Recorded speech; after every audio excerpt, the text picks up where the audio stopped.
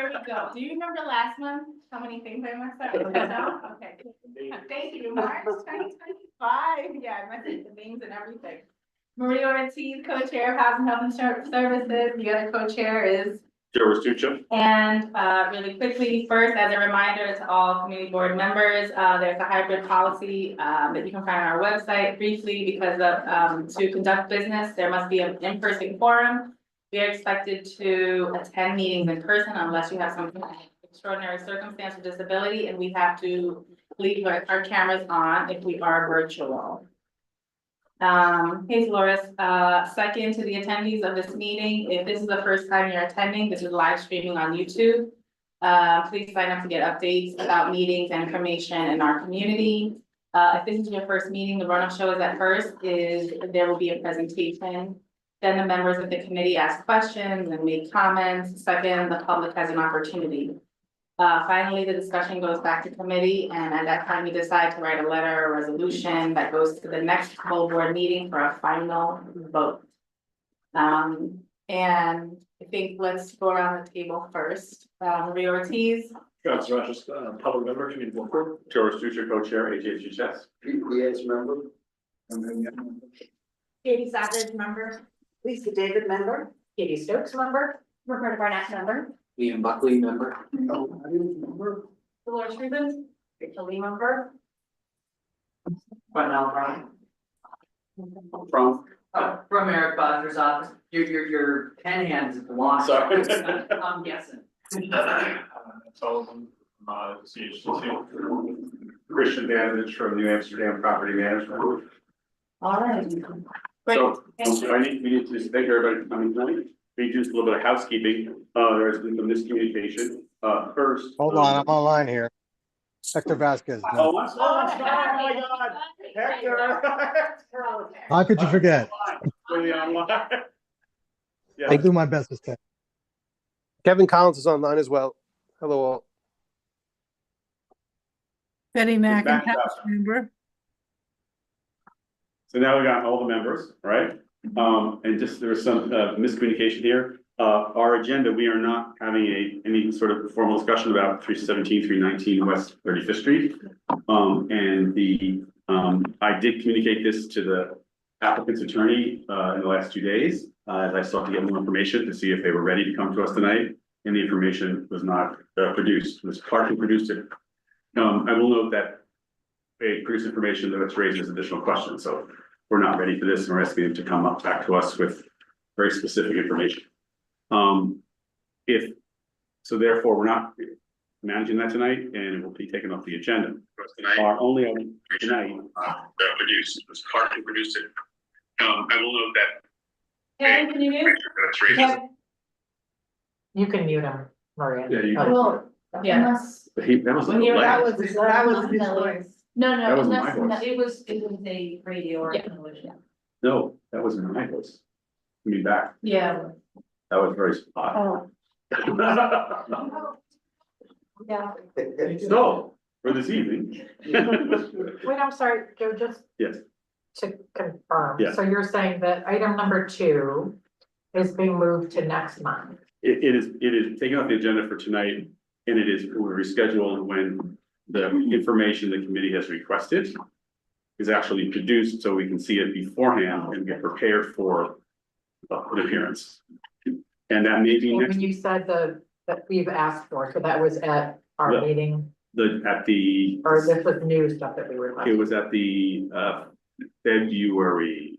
January. A lot of have been asked since Yeah, actually, I will note, there are requests from December, January, and February. We've gotten partial responses. Some of the responses have created more requests for information, and there's been multiple discussions back and forth.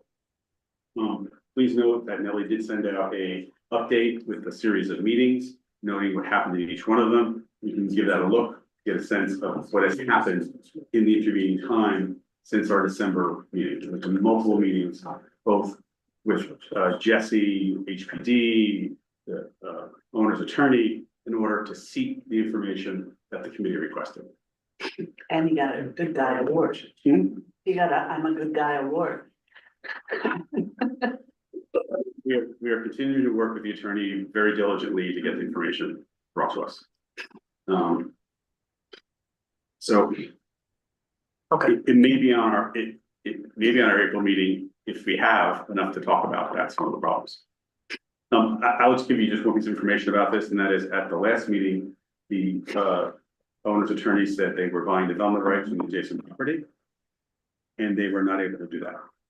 So that's created a whole other thing to go through. So that seems to be our biggest issue. So we're going to talk tonight about a series of buildings on West 49th Street, between 8th and 9th Avenues. This has come to the community board through the Midtown North Precinct Council, through the Block Association. And we have with us tonight, a representative from New Amsterdam Management, who's the managing agent for the owner, Black Spruce. The board had a small briefing meeting with them yesterday, short briefing meeting, about 3/4 of an hour, getting some information, and they'll give us some more information today. But let me just set the stage for this, and then I want to first have a presentation from the committee members, and then from Black Spruce, from their agent, from Black Spruce. So this is a curious project. This is a series of buildings along West 49th Street. When this was brought to the community board attention, I did some basic research and found on Acris, which is the website which all city deeds and agreements are recorded against property, that there is a regulatory agreement by HPD on these properties. It mandates different income bands. It has a discussion about certain homeless referrals and social service referrals. And it was executed in November of 2020. There is no record in the board office of having any information about this. Now, it has an article of a tax exemption, which means that in fact, the city council had to vote to consider this. Just this evening, the owner's rep showed me an email from July of 2020. With a whole bunch of people on it, including Eric Botcher, Carl Wilson, Jesse, myself. I've never seen any of this before about this project. And I will say the following: if we go back in time for a moment, think what this committee was dealing with, sitting in our kitchens and living rooms from May of 2020 through the end of 2020 or January of 2020, with the COVID hotels, the issues, all the social service things, we were overwhelmed. It still doesn't make any sense to me how something could have gone through city council and our then council member, Corey Johnson, would not have engaged, talked to us about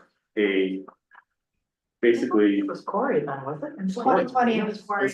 Oh, it's Corey. Eric was elected in 2021. Yeah. Elected, end of 2020, took office in 2021. Yeah. It was definitely Corey. There's no, I mean, I did that research recently too, like, am I remembering this, but to say the least, our community was scrambled and our board was, trying to manage things online. It was very difficult. Irrespective, our council member did have a vote on this, and this was not brought to us. Now, there are good things and bad things about anything that happens like this. Number one is we got a number of rent-regulated housing apartments protected for affordability.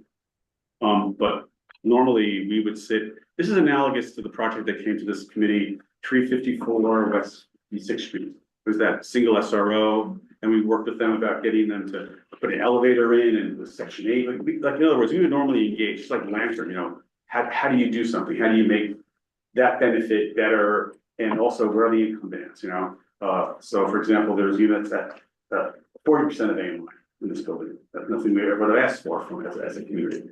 And they go up to 125% of AMI.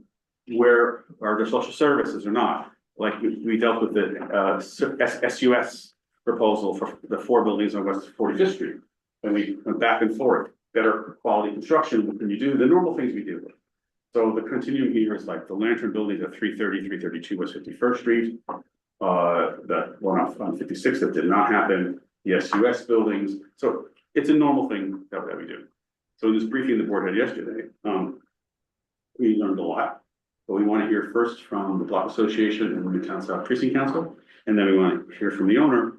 And the goal is, how do we figure out a way to make all the problems that are there better, and how to make these buildings better? Could I ask one question? Yes, There are, I think, 14 buildings in it. Yes. yes. There was one owner of all 15 Correct. buildings. And that actually is the same owner today. And you know when they bought all these We're gonna buildings. It'll ask, be in the presentation. we can ask all these questions to the owner too, because part of it is, the board asked a bunch of questions yesterday. But just to clarify, not the owner, No, no, you're the representative, you know, correct, managing agent for the properties. definitely matching, and you know. So basically, a large affordable housing project happened in the middle of our district, which is very involved and deeply involved in affordable housing, making sure it works, gets shapes, has social services, whatever it needs. And, what? I'm sorry, so someone made some sort of arrangement, we're trying to find out. So let's start first, is it Block Association or Midtown South? Block Association. Midtown North, right, Midtown North, I apologize. Okay. Nellie, do you have the slide presentation? So just for the record, Katie is taking off her hat as a member of the committee, speaking as a member of the Block Yeah. Association. I'm speaking as co-chair of HK 4954 Block Alliance, which covers this area. In your presentation, are you going to, I'm just looking at a map trying to visualize, like, what does this cover? There's an image right at the front that shows the block. It's directly across from Worldwide Plaza. Okay, got The it. southern side of West Oh, 49, okay, yes, beneath it. okay, that makes sense. So, just to understand, so you are gonna raise problem, or you're gonna talk about the problem. These properties have been discussed at length for probably the last year in regards to complaints from residents, about conditions, street conditions as well. A lot of issues at these buildings in general. And it's Drug just activity, criminal activity, the whole. finally gotten to the tipping point of it getting. So let's, Yeah. it's also been presentation. Yeah, It's also right. been answered a lot of the And then we're gonna hear, I thought we were gonna hear about the place first and then hear the challenges, but we're doing it, okay, I'm just Yeah, trying to we'll do that understand way, who's presenting. and you'll understand why in a moment. Okay, Go ahead. All right, so here is a photo of the outside of the buildings. This is from the western side, kind of looking more towards the east. There are two buildings, 308 and 310. Then there's a little bit of space. And then there are 12 contiguous buildings from 318 to 340 that cover the majority of the block. Next slide, please. So again, the way the records are in my limited capacity of research on this are a little confusing. So when we're talking about the landlord, we are actually talking about Black Spruce, not New Amsterdam. They're the managing agent. Yeah. So the buildings were acquired over an 8-year period, starting in May 2008, with Matthew Keller listed as the principal landlord. The properties were built in 1920, and they contain a total of 272 units across the 14 buildings. Looking at open violations, combined across the property, 665 open violations, with the most at these three buildings, 318 with 115, 328 with 131, and 338 with 155. And then on December 4th, 2020, there was a deed transfer of $1 per building to HPD West 49th Street Portfolio Housing Development. As we're all familiar, a lot of buildings have LLCs that they're owned by, but we don't really know what's happening. So being that's $1, it seems like it was just a name change kind of transfer and not an actual sale. And according to residents, most said the problems really started in late 2022 and early 2023. So let me stop here 1 second. So these buildings historically were known as the Lyric buildings. They're owned by a doctor from Westchester. They were a source of major tenant issues in the 1980s and 1990s. And they were the focus of HCC's organizing efforts, doing serious, like harassment, different issues. And they finally became much better. And they were stable for a very long time. All right, next slide. You have a question? Yeah, the nature of the violation, so do you have any? We can kind of get into that a little bit here. So I went and just pulled a map of a chart. Again, all this information is from Who Owns What, which is a great resource for looking at properties and information. So as you can see, this is mapping out the HPD violations, and you can see that there is a noticeable uptick starting in 2023. that's kind of continued, it has gone down. They're all listed there by class, with class C. It doesn't look like there's any class I or class 1, whatever that is, but class C is the most serious type of violation you could have. Katie, can I just ask, I'm sorry, I don't have my long distance Yes. glasses on. I think it says at the top that these are violations since 2012, is that right? Yeah, it's a very long Okay. chart, so what you're seeing is just 2020 on. So the bulk of the graph, where that like first little, like the bigger chunk starts is Q4 of 2022. Okay, The highest one is Q4 of 2023, okay, and then it brings you to the So- end so of This is 2024. an extract from a larger table. so the total numbers that you provided were since 2012. Well, those are what's currently still Outstanding. open, yeah, and this is just all HPD violations. Okay, great, thank you. Use an example of class C, so it's the most serious. Class C would be no heat, hot water, a fallen ceiling, immediately dangerous. Things that Gas. need to be rectified Yeah. immediately. And of a lot of, you know, to Travis's point, a lot of the violations are heat and hot water related, security related, pest, rats, bugs. A broken front door, broken Yeah. front, yeah. So real issues. Oh, no, they're real. Serious. Yeah. Class C don't do issues like that. Next slide. So this shows 328, which you can see the problems there started more towards the end of 2023. And they seem to have a higher number of violations at the end of last year than the previous building. Next slide, please. And then this is 338. That has, you know, a nice big chunk, not as many recently, but there's, you know, a big chunk there of violations. Next slide. Hold Oh, on, sorry. before you move on. Yeah. Um, Nelly, can you go back one slide? So if I'm reading this chart correctly, from the right into Q2, it doesn't show anything, or Q1. Yeah, it's not So that showing means- anything for does that- Q1 does or that Q2. mean They were not issued during that quarter. There were no, did they resolve all? These are all open. These are all open. I know, but there's No, nothing these in aren't Q1. necessarily. Nothing to do with total okay. violations. There's Oh my nothing in God. Q1, Q2, does that mean that all the ones from Q3 2023 and Q4 were resolved? No, Not necessarily. No new ones open. No new ones, That's how I interpret this, is no new ones open. new ones open. Yeah. okay, that's. So this is just tracking when violations were issued, not whether or not they're open or that closed. very first slide said how many are open as of today. So each of these buildings has over 100 violations that are still open. Got it. Would, I guess to Raul's question, so in whatever the most recent information is, it looks like the number that are open is far fewer than. This is not cumulative. showing the number that's open. This is showing how many violations were issued in each of those quarters. So some of them may be closed, some of them may still be open. For instance, I got 50, I'm making up a number, but I got 50 violations in quarter 4 of 2023. I got 0 in quarter 1 of 2024. Okay. That's what that shows. But presumably, if those issues from the previous quarter still existed, you would have gotten another violation. No, not necessarily at all. This is just issued for the violation that occurred. Can I ask you to go back, Nelly, to the slide that had the total number of violations? I think this is a little confusing. Yeah. Total, The slide before the graphs. And that's the one that's the total outstanding. Yes. Yeah. Yeah. So those are the ones that are still open as of today. Nelly, did you hear us? No, I'm Go back to sorry. Can you repeat that again? Go back to the slide before the graph. The second slide.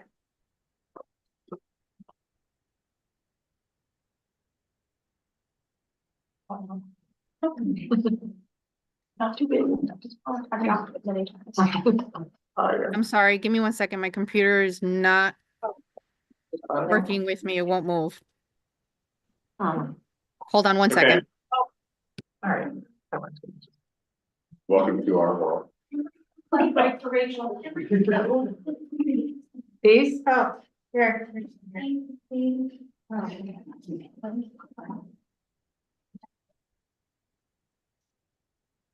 So the main reason I included those graphs was just to kind of corroborate what tenants were saying, that they really noticed a major difference late 2022, early 2023. Yeah. And with those graphs, you see there were not a lot of violations, and then that lines up with when they started to spike. Right, and I guess I'm just trying to understand. Is it this in some page? places, has it gotten Yes. better? Well, I think one of the most important parts here is that it's extraordinary in this number of buildings and units to have 665 violations. That is not the norm by any stretch. It's more violations than there are units. It's 272 units. You know, it's a factor of 3. So that's an extraordinary thing. I think what Katie was helpful with is they started really appearing in 22. We got Late 22, early 23.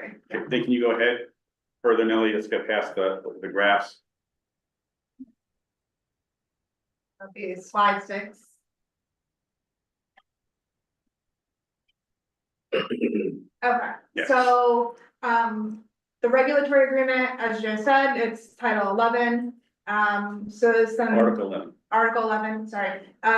Some key, sections that I just wanted to point out. Section 4B, related to eligible homeless tenants. The owner shall lease no fewer than 40% of AMI units or 90% of AMI units solely to eligible homeless tenants. And the owner shall lease no more than 30% of the units in each building on the premises to eligible homeless tenants. So that's setting out the minimum units need to be reserved for homeless tenants and that they cannot take up more than 30%. So they're not consolidating Any any single building. Single building, yes.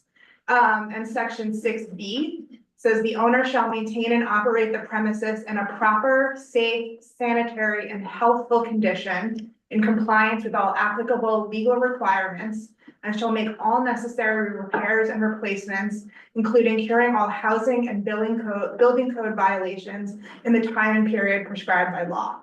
I think that's important because there are a lot of these issues on the premises, and this being part of the regulatory agreement, it's something that really needs to be followed. Next slide. Hold on a second, Katie.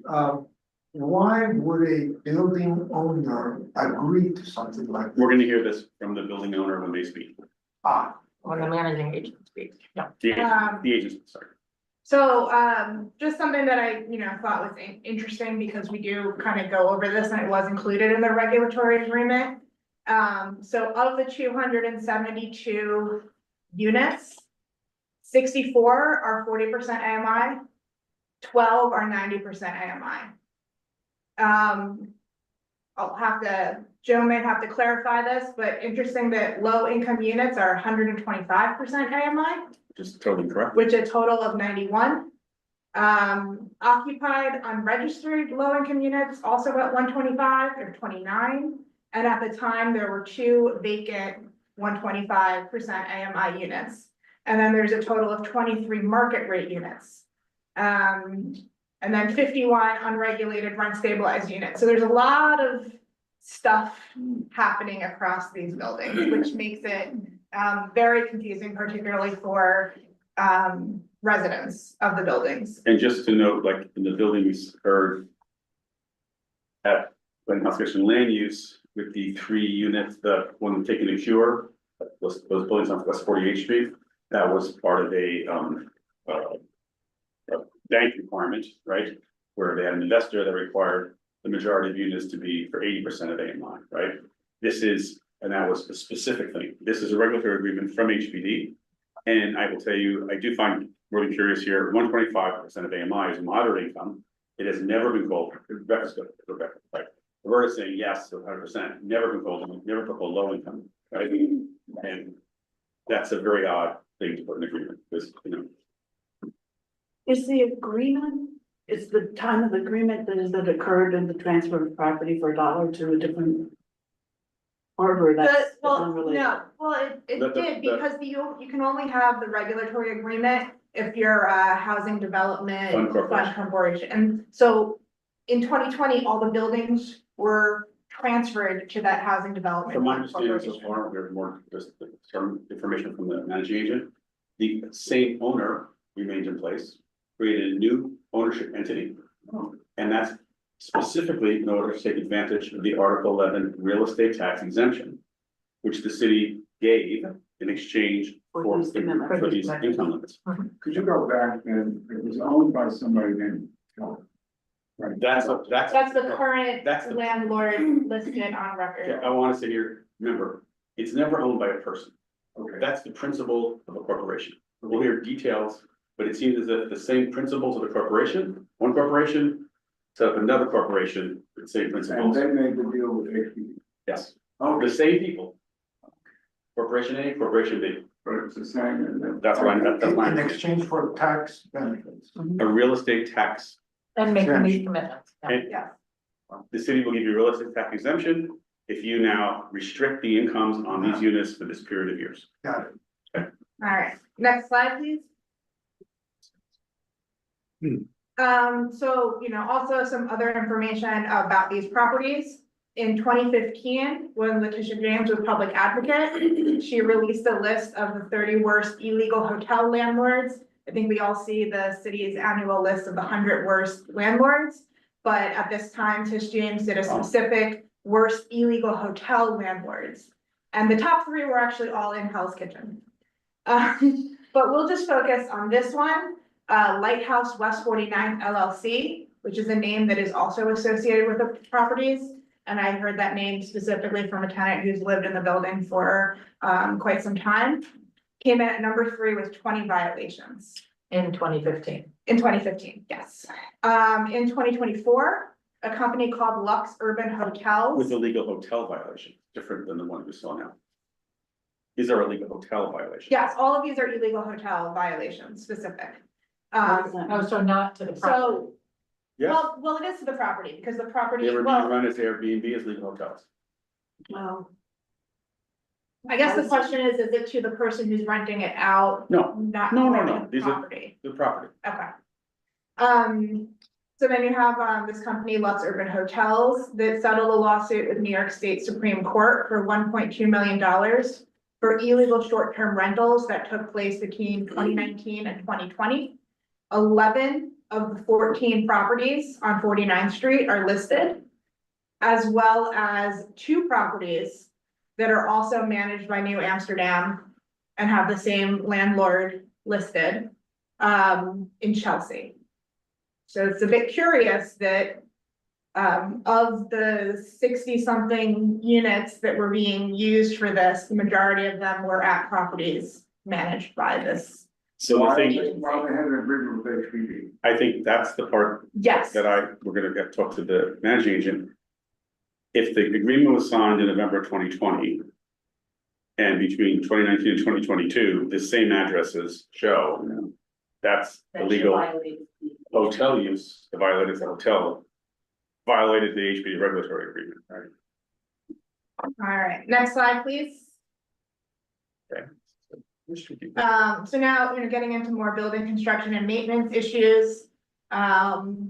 Some of the ground floor units were converted into duplexes that go into the basement, which is illegal, correct, Joe? They don't go into the basement, they go into the cellar, and cellar units are illegal. They cannot be occupied for.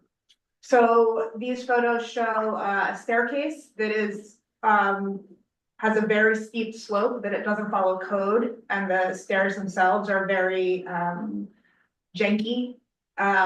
This tenant, Legal term. We have this tenant, also reported to HPD, and when an HPD representative came, they refused to go down the stairs because they felt they were unsafe. There also are multiple holes in the walls that have just been covered with, poster board and tape. Massive rat and, Not ratness at all. oh yeah, there are massive rat issues, massive pest issues. And what's the rough date on these photos? That's a good question. Approximately. I don't have them. I would say, probably around 2020, 2021. Okay. Next slide. We're now getting into the more recent safety concerns of the tenants. There have been break-ins in vacant units. A lot of these buildings have vacant units, particularly in the back of the building where the fire escapes are. And the fire escapes are being utilized to get entry into units. Vacant units and units that are occupied. I received photos from a tenant who their neighbor had their apartment broken into while they weren't home and squatters started living there. They also ripped out the vanity in the bathroom and stole it and left needles on the floor In an occupied apartment. in an occupied apartment. I mean, not occupied at the time, but. Not occupied at the time, but yes, someone was living there. Rented. Yeah. I didn't add a link, but I can send it to you guys later. Gothamist also did a story about these buildings. One of the solutions to prevent the break-ins from the back fire escape windows was to screw the windows shut. On occupied apartments. Yes, yes, That's Yes. fire, that's not legal, right? yes. An And occupied. a tenant showed Gothamist their window that was screwed shut to So- prevent break-ins. So to be clear, so the landlord screwed the window shut or the tenants were compelled to do so? The landlord, when asked to fix Got it, thank you. that, at least Make it that less was. forgettable. That was the way the Gothamist article was skewed. I'm not sure how the reporter talked, but that was the clear sense there, that the solution to prevent the break-ins In terms of was the to screw the security. windows. Right. So also, some of the front doors, they have glass on the top and like metal panels on the bottom. Metal panels were broken out so they could stick their arm in and get into the building. You also have a buzzer system that does not work. Buildings have squatters, they have drug dealers, they have prostitution. Residents have talked about looking out their peephole and seeing people shoot up, seeing people pass out on the stairs. And that's in some of the buildings at all. Yeah. Roof doors are not secure or the alarms are disconnected. And when there have been evictions, quite frequently those apartments are broken into again by either the tenants or other people who are coming in to squat. Next slide, please. So some of the coverage of this, I actually personally was on the scene for this following a citizen report of an individual barricaded in their apartment with a gun. There was an absolutely massive police response. And then it turned out that it was unfounded. Supposedly, that's what NYPD said after the fact. Okay. But looking at the massive response, they had TARU agents on the roof with drones. They had people on fire escapes. They had people with like the riot shields and stuff. So a huge response. And residents of Worldwide Plaza and these buildings say that having a massive police response at these buildings is a frequent occurrence. So it's really taking a lot of resources to constantly have emergency services on this strip of buildings. Next slide. In September 2024, 2 women were setting fire to a garbage can on the roof. They were also throwing items off the roof. Both women were arrested by NYPD. One of the women on the right is known to multiple people in the building, and she has quite a long arrest record for drug use and possession. And neither of them are residents. No, they are. They are. Yes. Next slide, please.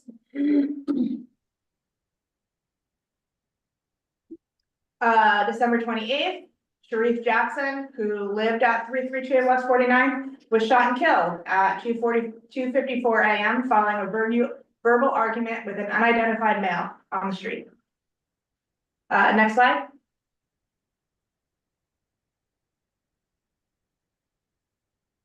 And most recently, in January, 8 individuals were arrested for criminal trespassing after they got into a vacant unit in 332 and had a party. Next slide. It was not a party, it was a quite loud event, probably, right? Oh, there's probably a lot of craziness going on. This was a photo that was shared from someone across the way at Worldwide Plaza who has a view of the roof and always sees people moving between buildings via the roof. When we had snow, it was very obvious to see the footprints. So I added in the building numbers there so you know what's what. but you can see a lot of movement between 326 and 332. Next slide. Or is that it? That might be it. Okay. And then other incidents that have happened there, but were not in the news. Squatters broke into a unit at 318. This is what I mentioned before, where they stole the bathroom vanity and left used needles on the floor. There was a fire at 318 on the second floor that a tenant said may have been set by squatters, who they said when the squatters break in, they, are just doing drugs. They're not really paying attention to what is going on, and they do frequently start fires. Also at 318, a man wielding a knife and banging and kicking on the door to get in. He eventually did get in and was trying to get people to open their doors for him, kind of feigning that he was in distress. That same man had broken into the building the night before via the basement door. And this was called into 911 by the tenant. There was an attempted break-in also via a basement door at 338 West 49th. When the tenant was able to fight that person off and get them out. When police arrived, because there was nothing there, they said the most they could do was trespassing, so they kind of ended up doing nothing. And then most recently, there was another fire at 318 on the 5th floor, which was some kind of kitchen fire. I believe that might be it, or maybe there's another slide. The kitchen fire was at. Any more slides, Nelly? No, I think that's it. Nope, Any more that's it. slides, Nelly? No, there's no more. The Can kitchen you hear fire me? was that tenant error or was that? It's unclear. I would think that it may have been tenant error. Do they cook like me? That's the question, because I fire department come before, so I understand. It is very, what was very curious about that situation is on the sidewalk, there was a pile of, kitchen cookware and whatnot that was all charred and burned. And FDNY for some reason carried it all the way down the stairs from the 5th floor and left it on the sidewalk and then drove away. Which is a whole other situation. So, Thank you. Let's go to the. yeah, I just want to zoom out from Katie, thank you very much, first off, for representing your block association and also doing really incredible work to understand what's happening here. But zooming out, what I wanted to describe is that for months, we've had folks that Can you have. identify yourself and be represented? Oh, sorry. Thank you. So I'm Dolores Ruth. I'm a member of this committee, but I am actually speaking as president of Midtown North Police Precinct Council. There you go. So just zooming out from the specifics of those buildings, for at least a year and a half, we've been having issues along this entire block. Many of the people have been identifying issues in Worldwide Plaza in the open space. What they were noting was very clear drug activity, also not just drug activity, but an actual, what looked like a drug ring, very professional. And this is how we started connecting things to the buildings. These folks were going in and out It of. wasn't apparent first. Yeah, going in and out of the buildings along the, no. Yes, south side of the street, which we just looked at. And what is really key are some of the photos that we just saw of the rooftop. There's constant imagery, or a visual from tenants in Worldwide Plaza that see people that are using those fire escapes coming up to the roof and gaining access across all of these buildings. We've had multiple people come to our council meetings that continue to describe conditions that are very frightening, not knowing who is in their building, not knowing who is supposed to be there, describing how almost on a regular basis, the locks are broken to many of these buildings and they're done at night, which means there isn't anyone there that can actually repair them, but that is giving access to people to come in and access these vacant apartments. One of the real issues, and that's why I want to really thank you, Katie, is that because these are multiple buildings and many of the people that have lived there, a lot of them in market rate for many years, are seeing these changes happening slowly. It's like a frog being boiled in water. They don't realize what is happening, and then all of a sudden there's police.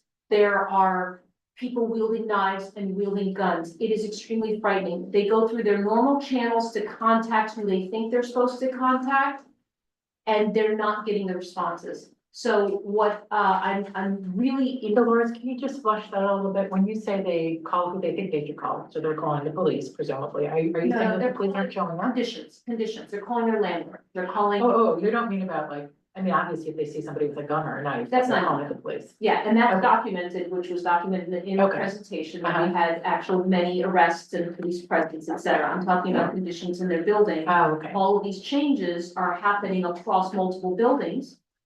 But they're happening in these apartment buildings where there are some market rate tenants, they're long-term tenants. And they're happening at a rate which they're not connecting, that all of this is connected to one operator of all of these buildings. So they're calling their landlord, they're contacting a person who is supposed to be a super in the building. And they're not getting any responses, or they're not getting satisfactory action to make them safe. So the bottom line is the conditions in these particular buildings are creating dangerous conditions for the entire area. It is endangering people in White Plaza, it is endangering people across that entire block. It is endangering the kids that walk from school. That corridor is a huge corridor going to the 50th Street subway station, as there's 3 schools just down the block.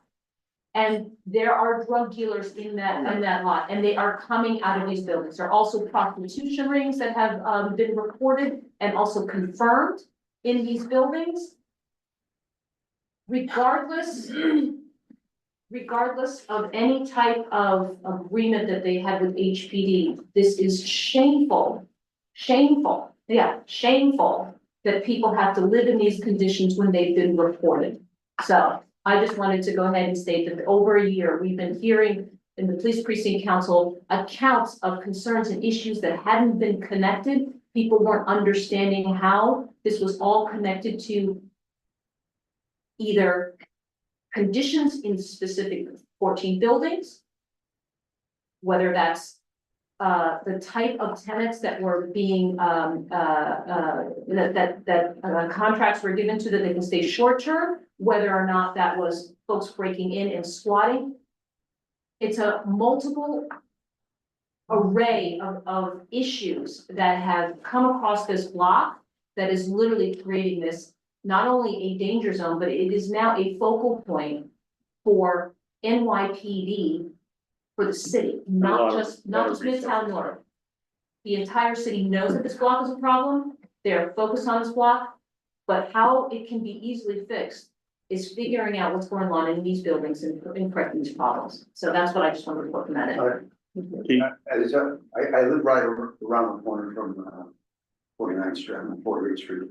There are a lot of instances of not being reported to the police, and there's a smoke shop nearby, and I get a lot of information from the locals. But right across the street is food and pouring, and within the last 2 months, the street vendor was custody, sold it in Raleigh, right on the spot about 11 o'clock in the evening. There's a lot of activity that happens, not just in that building, but around the building, and it goes under the radar. And nobody seems to know what's going on, and I had no idea that the buildings were owned by one person. And I think that's where the activities come from, and not knowing what's going on with the residents that are located in there, you know. Well, Pete, you made my point for me, is that Yeah. that's the problem, is that people are just seeing the block as deteriorating and not recognizing that there is a focal point. Yeah. So, just wanna know, we got, some information. There are 4 people who came to Midtown North Precinct Council, and made like requests and pleas, right? Once that I lived at 320 West 49th Street for about 10 years. Everything has gotten so sad, frustrating, and gross. I'm a market rate renter, not a lower income renter. The management company ignores my messages, asks me to clean the hallway. They don't vet the lower income applicants, and always seem to be the worst people coming to the building. I don't understand what is happening. Please help me find some answers. It's just so sad. Things used to be fine here, but they aren't now.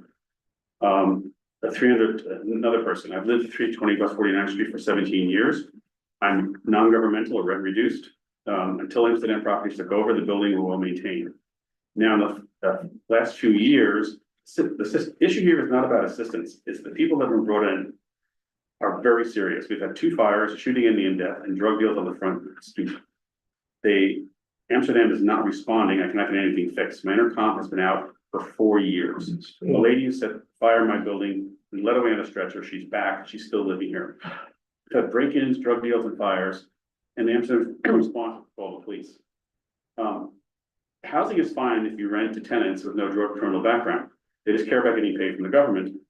And in July, there was a SWAT team at 332 West 49th Street. The street was roped off for 2 hours. In 17 years, I've never seen a SWAT team in riot here on our block. How can there be so many issues? How can this happen? Another person from West 49th Street, changed the 9th. I'm writing you as a 20-year resident. Since the pandemic, this block has turned into a dangerous and disturbing situation. I've been attacked by homeless and drug addicts. Countless times I've witnessed overdoses while school children passed away to school. There have been shootings, stabbings, and attacks all down the street. I realize the city is made up of a beautiful array of very interesting characters where it's gotten out of hand. It doesn't mean should be no regulations. I asked, my dog was killed by a scooter in Worldwide Plaza. Are there any eyes on the situation or just when news crews show up? I'm begging for help, not just for me, but all my neighbors. Another resident, West 49th Street. I looked out my window to see a fire truck, an ambulance, and a police car stopped again in the same vicinity of West 49th Street. It's frustrating that even undercover operation can't seem to stem this problem. I'd like to know what the community needs to do to any movement beyond waiting for laws being changed. Our NCOs and officers seem to have their hands stopped. So it's 4 different people who send specific like emails or things to Midtown North Council. We just Also complain. give a flavor of this. I'm sorry, yes. Dolores, you described a kind of ongoing series of like situations. Was there a beginning or a precipitating point? Or is there like a length of time during which?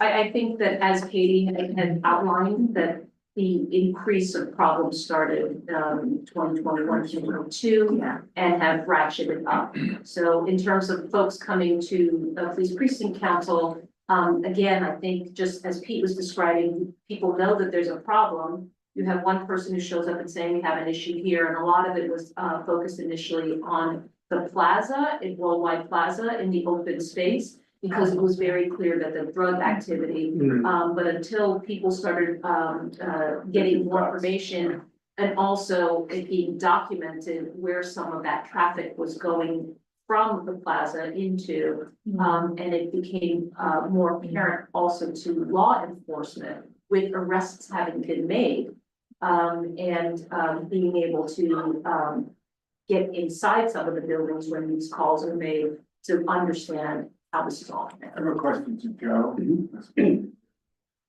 HPD had an agreement with the new owner, which is the same owner wherever. Is there any, do they have any responsibility to monitor the situation? I read the agreement, there's enforcement provisions throughout the whole agreement, very heavy. And I just want to note also that these So buildings, HPD do have some responsibility? no, not did, do, has. They do, okay. That there is no question that HPD has an enforcement mechanism in this agreement. Right. I also want to note that these buildings, as I'm getting where the address is, they had major renovation happen over the years. 2 of them, 336 and 338 West 49th Street, were not Dr. Levitt buildings. They were Baruch Basunas.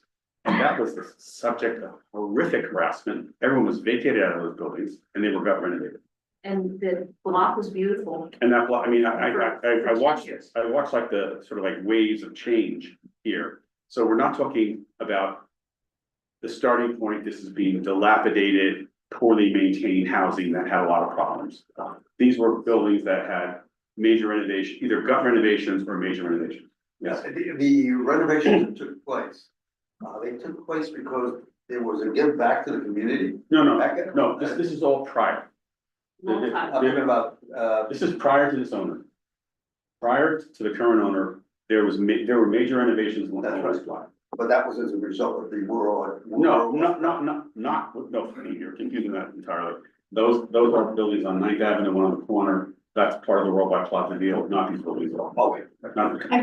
I just need clarity.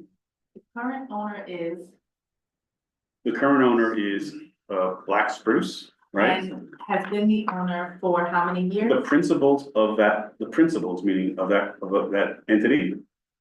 Have owned this property since 2016. Okay, Well, some of them since 2008. They were Right. acquired between 2008 and 2016. so we're gonna get all the details now, hopefully from the managing agent, who has a hard act to follow. All of this, if I could ask someone just to shift over so we can get him onto the, table.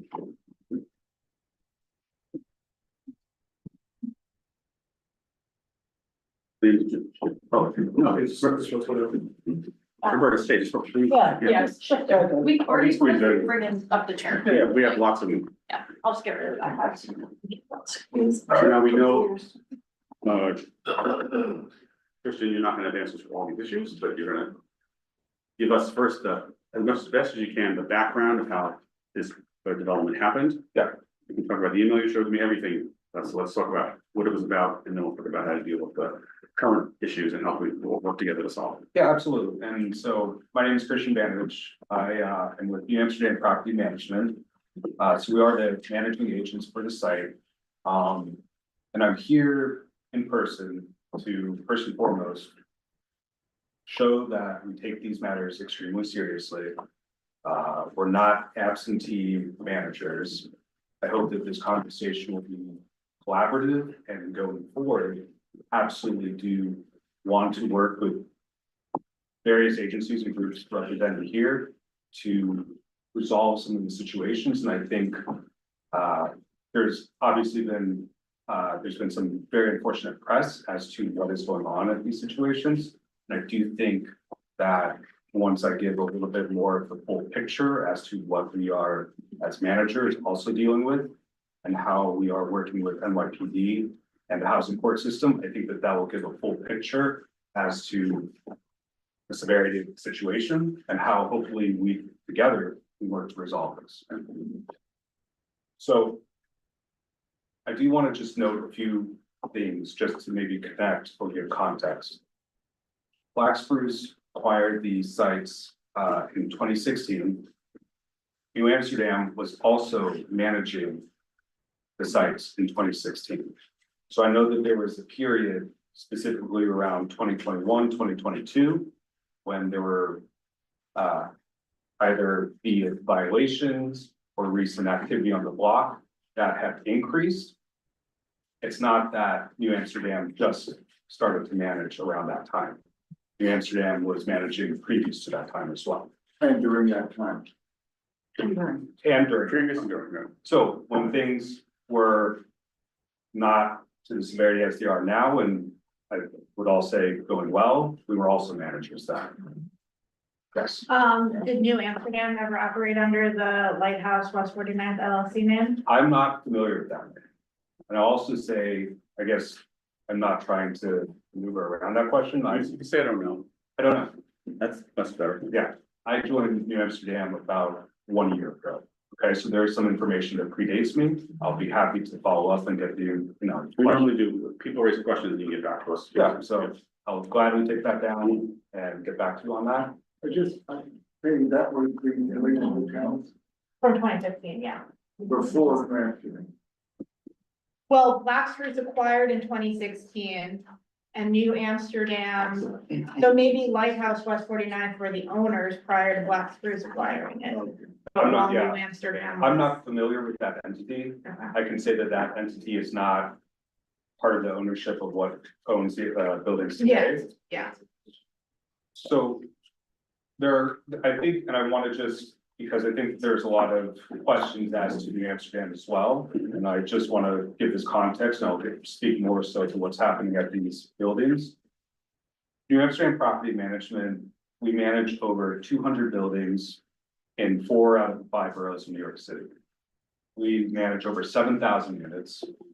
This ranges from walk-ups all the way to luxury properties. We're experienced managers. We've been doing this for over 10 years. We have over 250 people that we employ. So I just want to give context that this is not that we as an organization are not, it's not that we are not well equipped. It's not that we do not have the experience. We work in low income housing and have managed Article 11 properties and units over 1,000 at this point, if not more. Rentals. So we have a wide array, we have a lot of experience in this. And the reality, unfortunately, is that we have some very serious issues with several tenants. And I'll give context to it now. So there are 2 tenants specifically, or 2 units rather, they're not tenants, they're squatters. And they entered in through breaking through the front door, breaking the intercom, went into the unit, Into a vacant unit. into a vacant unit. I should also mention this, the buildings are over 90% leased. So this is not a situation that owner has decided to warehouse units or anything like that. There's constant, there's individuals moving in and moving out. Well, you couldn't warehouse because you're required to get them occupied as per the regular. Correct. So it happened that squatter broke into the building, went into one of the units that happened to be vacant. The police was immediately called. The police arrived and the squatter had shown a fake lease document, which at that point, the NYPD essentially had said, now this person has tenant rights. So Even though that is not actually true. Wait, that's not. But Understood. and believe me, we're the first people there who do not want a tenant or a person who's not a tenant to be in there. And we call the police and have been calling the police almost on a weekly basis. I have names that I'm happy to share privately if The they're in NCO, context. for sure. Absolutely. And so you said there were 2 units that have been taken over by squatters, And and are they in the same building? they're in separate buildings. Separate buildings, so one you said showed the fake lease, Yes, both actually adults. okay, and that was in what year did they come in? So one of the tenants were, one of the squatters. This occurred in February of 2023. So. And the squatter is absolutely, there's drug activity. 100%, we know that. In both. Yes. There is severe drug activity, which to what you were saying, I think is absolutely accurate. There is that is occurring by these squatters, and there's numerous people who are coming in and they're opening the door, they're breaking the security systems when we replace them. And I will say that over a 2 to 3 year period, we've spent, I'm not trying to be dramatic in terms of the amount of money, but just to give you context, we've spent over $100,000 repairing these systems. So it's not that something was broken 3 years ago, it was reported to management and management.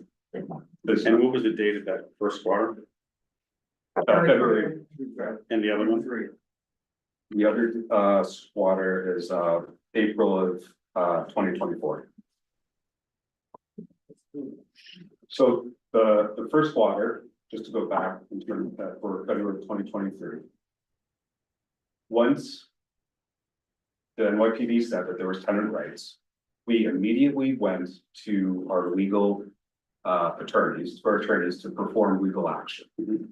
And as everyone I'm sure knows here, we have to go through the legal process. Housing court.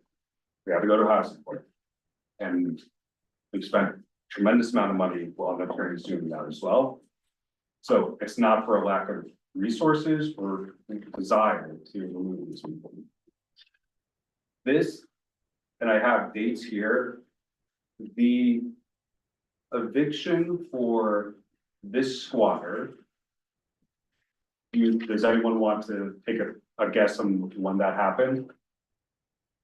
Yeah. You mean the? It has. The squatter has been in this building since 2023. The eviction date is set for March 12th of this year. Next week. Right. A question, the lease, older, the original, It was a vacant unit. was it vacant? Vacant unit. So to our frustration, and to everyone's frustration here, we've went to court, we've been in front of the housing court system with our attorneys no less than, I think, 20 times in 2 years to get this person who does not hold a lease, that's a squatter, that's performing extremely dangerous activity that by and large is accounting for a lot of the unfortunate events that Very are taking frequently, place. a few create problems for many. By and large. And the problem is we know this, and we know that 90% of the tenants, and we are huge proponents of low income housing. I would say that everyone in this room would agree that low income housing and providing low income housing is a good thing. And we are believers of that as well. Unfortunately, very few that are not even tenants. I was gonna say, this isn't even a low income housing person, this is. Right, this is not even someone that we quote unquote approved. Right. This is someone who broke into the property and is performing by and large all of this activity. So I have multiple examples of this. We can go through it if you all wish. And the second one, you started a case. We started a case. In 424, right? Correct. And what's the status of that? Actually, I'm sorry. The eviction for 424, that one is scheduled to take place next week. That's March 12th. The first squatter from 2023, we have an order to show cause that was set for March 6th. That person is still not set for eviction. March 6th is today. Can I ask a question? Yeah. What type of communication have you provided for the tenants of your buildings that are impacted? Because as you heard from the accounts of these emails, that had gone to the Newfoundland North Police Precinct Council, these folks don't know what's going on, and they view it as negligence. And they're also scared. So what type of communication, if any, has New Amsterdam taken? It's a very fair question. We have professional property managers, assistant property managers who are managing these block of buildings. And we have our support staff as well. So we communicate typically with our tenants through a system where they can submit work orders and they can communicate through us that way, or they can call our direct line and we can communicate that way.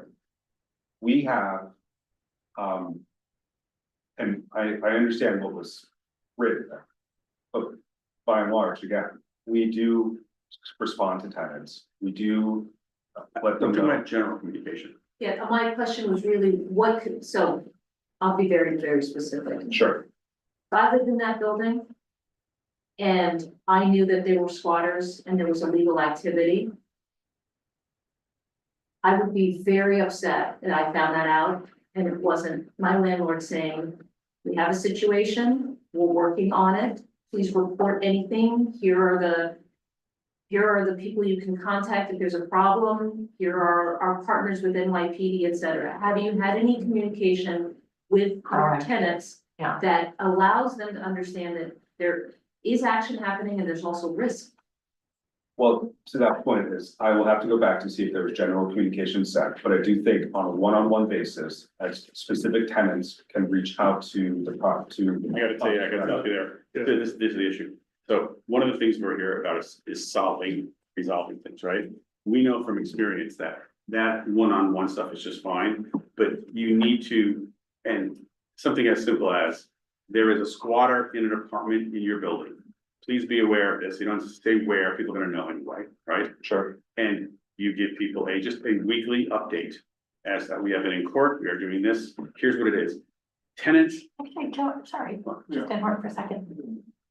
I literally don't know, but I know there are so many protections. No, right, for it doesn't, people there going through housing is renovations. nothing, Katie, I want to assure you, doing this in the stock and trade that I do, there is zero protections for anybody. And the issue here is not about that individual, because they're not even gonna identify who it is, right? There is nothing, there is no disclosure, there is no HIPAA for this. This doesn't So I have work. I have it up right here. So squatters don't maintain any rights in New York. You have to have the unoccupied property for 30 days, or places like where I got my bar in Massachusetts, 30 days gives you that right. Now, in New York, you can claim adverse possession after 10 years. So they don't And have- the issue they have is that the NYPD has become so frightened on how to deal with anything, right? And I've had a similar situation in the building I have, exactly. that even though someone gives you a bogus something, they don't even make the question. They just say, go to housing court. But the broader issue here is, this is managing tenant expectations. And Dolores was, Yeah, absolutely. There needs it's to so be a well taken. Proactive You just communication. stay up front, not individually. This is happening in this building. And people know where it is. And here's what's happened in this week or in these 2 weeks. Please be aware, we are engaging with this and we are not successful yet. So it's same as if you had a bed bug infestation in your building. I'm sure that you would notify tenants that you are getting exterminators and that you need access to their apartment, you need their cooperation, here's what's happening. So that was my question, and I think to what Joe's getting at is it maybe something that can be helpful to at least allow also your tenants to be allies in this process. I completely understand the feedback, and I'll say it very well could be that that's happened before, but going from here forward, we will absolutely. And then people know what's happening. Chris, I have a question. I don't want to be on the spot, but this is tough, but let me ask you a question. Sure. I'm trying to understand, are you saying basically it's just been 2 tenants? Squatters. I don't think he's done yet. 2 squatters in the last 2 years that have been the property. By and large, there are, So that's it. So what we heard, I think. I'm sorry, Joe. there's more. I mean, I can. I think there's more after, let's, Okay. yeah, we wanna hear more. We focused on one thing, JJ, that's why I'm interrupting. Right. He said there were 3, not 2. There's the one, again, very unfortunate incident that took place with and I think that there was a slide The about stretchers and the setting the stuff. No, this was The- the first election. not, well, the woman who started a fire. Yes, September 2024. Third one. On the roof. Yes, that's a tenant. that is a tenant. So that's the third one, she said. So That's the third. So that person, but I think it's important to, if we give the full picture on this, this person. Is a income restricted tenant that came from I believe, a city thefts organization. That I also believe, and City Thefts is not an organization. City Thefts is a rental subsidy. it's a program for, No, it's not. well, So they came from a shelter. They came from a shelter, yes, 100%. this person moved in 2021 and had no incident since. Now, the incident that did happen is extremely unfortunate. Yeah. But it is not that we knowingly or willfully or wanted to bring in a person that we would think would do anything like this. They moved in 2021, right? And unfortunately, 2 years later, it's something. something happened in this person's life where now that they're starting fires and doing that. So there's, and that we're also going into the process of legal to deal with that. When did that legal action start? That legal action started. That's the third. There's more. I believe, I mean, immediately after, so I think that happened in October, or sorry, September 24, so shortly thereafter. Just to follow through on the 2 squatters, why wouldn't you go change the locks? They can't. You're not allowed to. Cannot do that. Even in the front building. No, well, we do, and the problem is that there's unfortunately, I don't want to say that these individuals are sophisticated, but they know that they can keep someone in the apartment at all times. And then when we change the lock, or They know the system. they know the system, these are professional tenants and that are doing, well, they're not tenants, they're professional squatters, they know how to work the system. And you're not allowed to change the lock. No. We physically can't remove them, we can't change the lock, Wow, we are, even on the front door, that's broken. Yes, then they would break it. but then they break in. I have a question. There are 20 buildings here? Is that what you said, Kate? 14. No, 14. 14. How many supers take care of these properties? You don't need one. Just 1, 2, 3? We have a property manager and that property manager is overseeing a super, and then we can also use additional supers. But if the question is, How many resident superintendents do you have for 14 buildings? well, we have 12 buildings. 12. Okay, so I'm sorry, I don't know what the other 2, so we have 12. 308 and 310 are also listed as New Amsterdam as the managing, by Matthew Colors, Yes, 14. 14 buildings. I have to, Those There are- buildings are also There are included in 12, the there are regulatory 12 agreement. there are 12 contiguous. Right. And 2 separated. Oh, Total sorry. of 14. those are, yeah, my apologies. Right. Um, Oh, I'm sorry. Betty, question? Welcome Yeah. back. Thank you for this incredible description of the situation. I would like to ask a general question. What can Community Board 4 do? Is there anything that we can do to support your effort to solve these problems? and thank you for bringing that up. I firmly, and again, I would like this to be collaborative. We're open to doing pretty much everything that we can to resolve this situation. And I understand that the New York police can only do so much, and we're in constant communication with them. What truly is hindering us being able to resolve the situation is the lengthy court process that we are experiencing. It's not just us. I know other managers experience the same thing, but I cannot stress how frustrating and long of a process is when there's clearly very illegal activity happening with a person that doesn't even have a lease, and it takes more than 2 years to remove this person. But I need to broaden this discussion a bit. These are the most extreme cases in this building, and they cause a lot of issues, right? Yes. However, in the briefing that we had with you, you noted that you have no ability to reject referral tenants. I think my colleague is incorrect. We do have this 76 units that are part of, we do get the HPD referrals there. But then the other low income restricted units, as per Article 11, we do have the ability. But my point is that the situations are happening with these 2 tenants. These are not individuals that we approved. No. Here's the thing.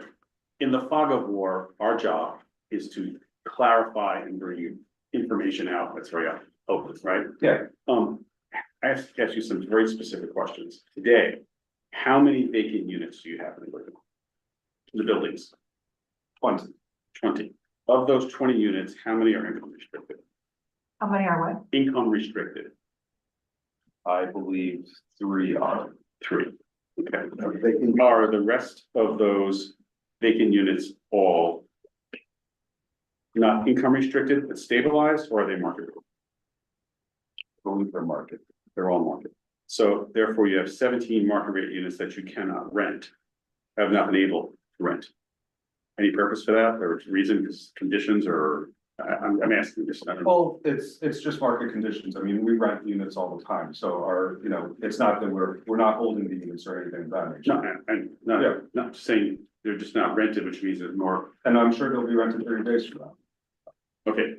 You noted though that there were break-ins into vacant units, and one of the ways to decrease the risk is to have as many units as possible occupied. Yeah. So have you maintained a 20-unit vacancy at the 272 for a long period of time? Has that fluctuated, whatever? If you could just give us some information about that, that would help us understand a little bit. No, typically we're always over 90% occupied, if not more.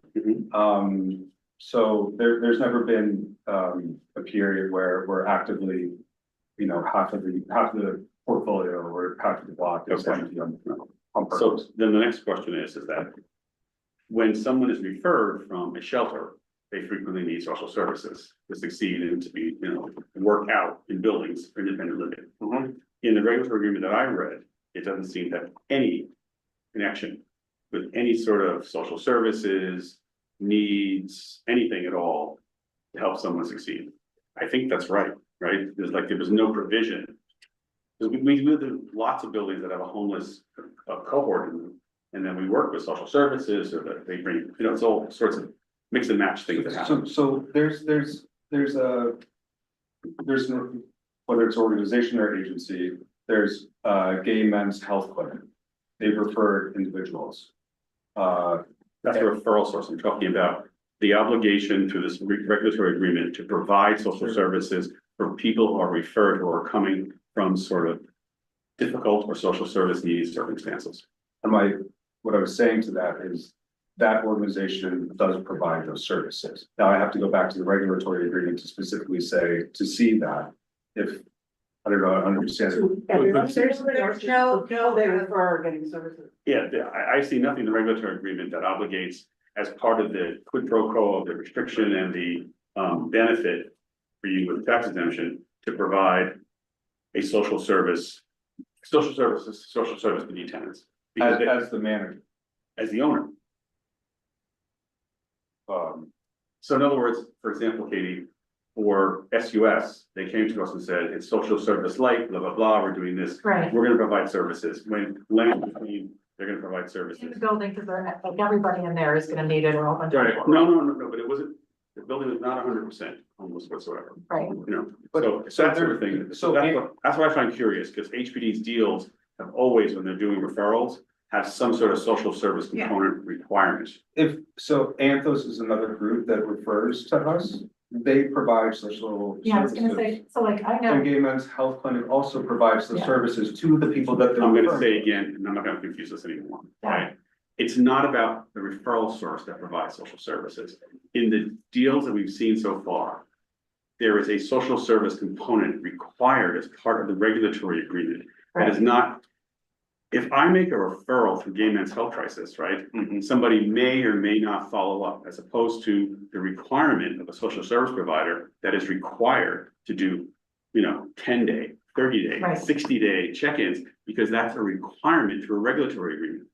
I have but I never, think we were saying, I think you just said, correct me if I'm wrong, that in this particular agreement, which we all acknowledge, we didn't see when it got signed or put through, that there is no there's no requirement. no requirement in this regulatory agreement that the manager or management of the building arrange for any social services Well, for. that may be a huge gap and a problem that exists here, because when in fact there's a requirement for referrals that come from shelter population. Right.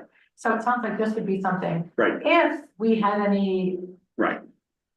knowledge or information that any of the problems that have been described have been coming from this particular population, though that's not what we've heard yet, but Correct. then that would be something we would want to follow up. Well, with. now I want to know, in the briefing we had yesterday, Hold on a that's second. it. In the briefing we had yesterday, that's exactly what the owners and the managers noted.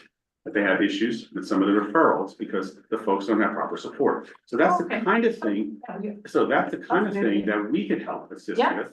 Right, And work with reformulating this regulatory agreement to make sure there's something that it's the right thing to do for the homeless referrals, but you can't just drop people onto a cloud. right. But we're talking about the squatters. It's not just No, the it's squatters, Just the JD. squatters. There's not so many just- issues. Well, we haven't got there yet. Well, Right. the bottom line is what we're hearing is that you do happen to have referrals that may have social services needed. And to your mind, and to the information that you have at this point in time, there are some possible services that may be offered by the referral source. Correct. But you as an organization are not partnered with any Correct. social service organizations to ensure that there are social services provided when needed.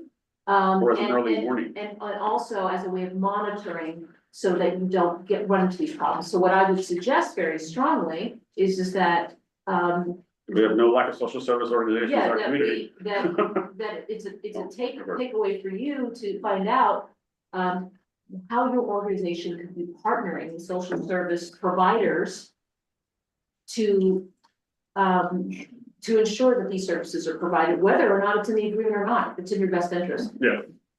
Everywhere. So it does seem that it is not in the agreement, It's just not, having. very, very curious. Yeah, but I mean, New Amsterdam does manage a number of Article 11 properties.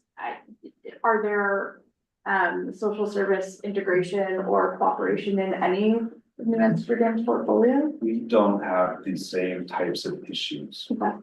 to this extent. Mhm.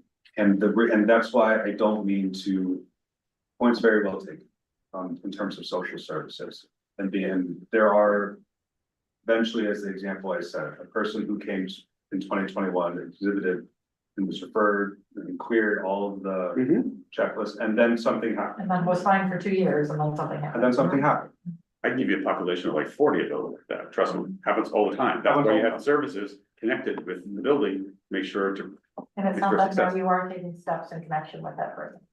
Yes, and by and large, I think. The most egregious things that are happening now is more so that we cannot get the squatters out through tenant court.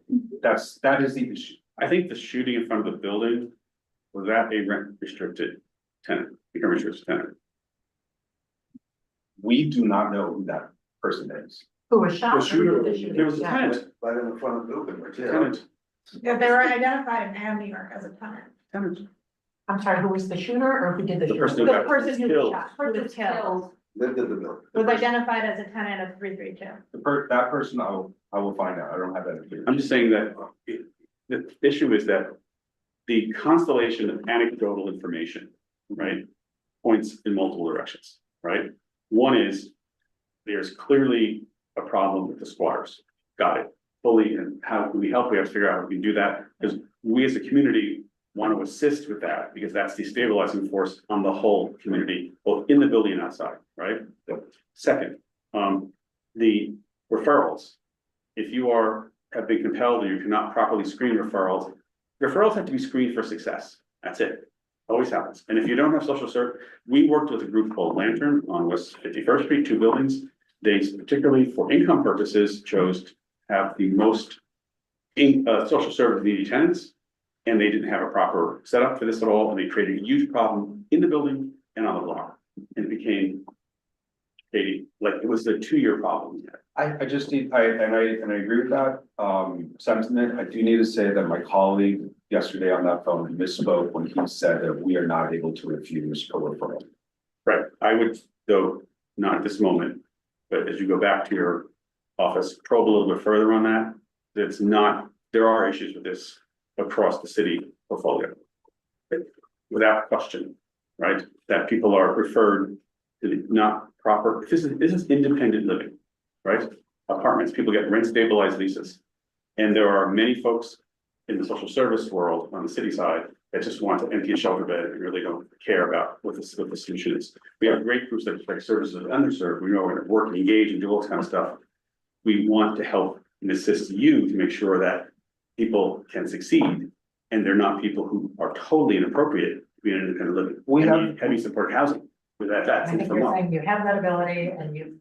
We I have think so. we have the same goal. Right, We do. Katie, again, I'm gonna say different than yesterday, okay? So the next thing is, can you explain how you were involved with the illegal hotel use at this location? What is, not you personally, New Amsterdam, there's a settlement for 1.2 million during the regulatory period of this. I personally do not have information on that. Can you get back to us on that? Yes, I can. Because that to me is another destabilizing factor that happens in a building like this, and it speaks to the credibility of the owner operator, right? There's a huge public benefit given to this group of buildings.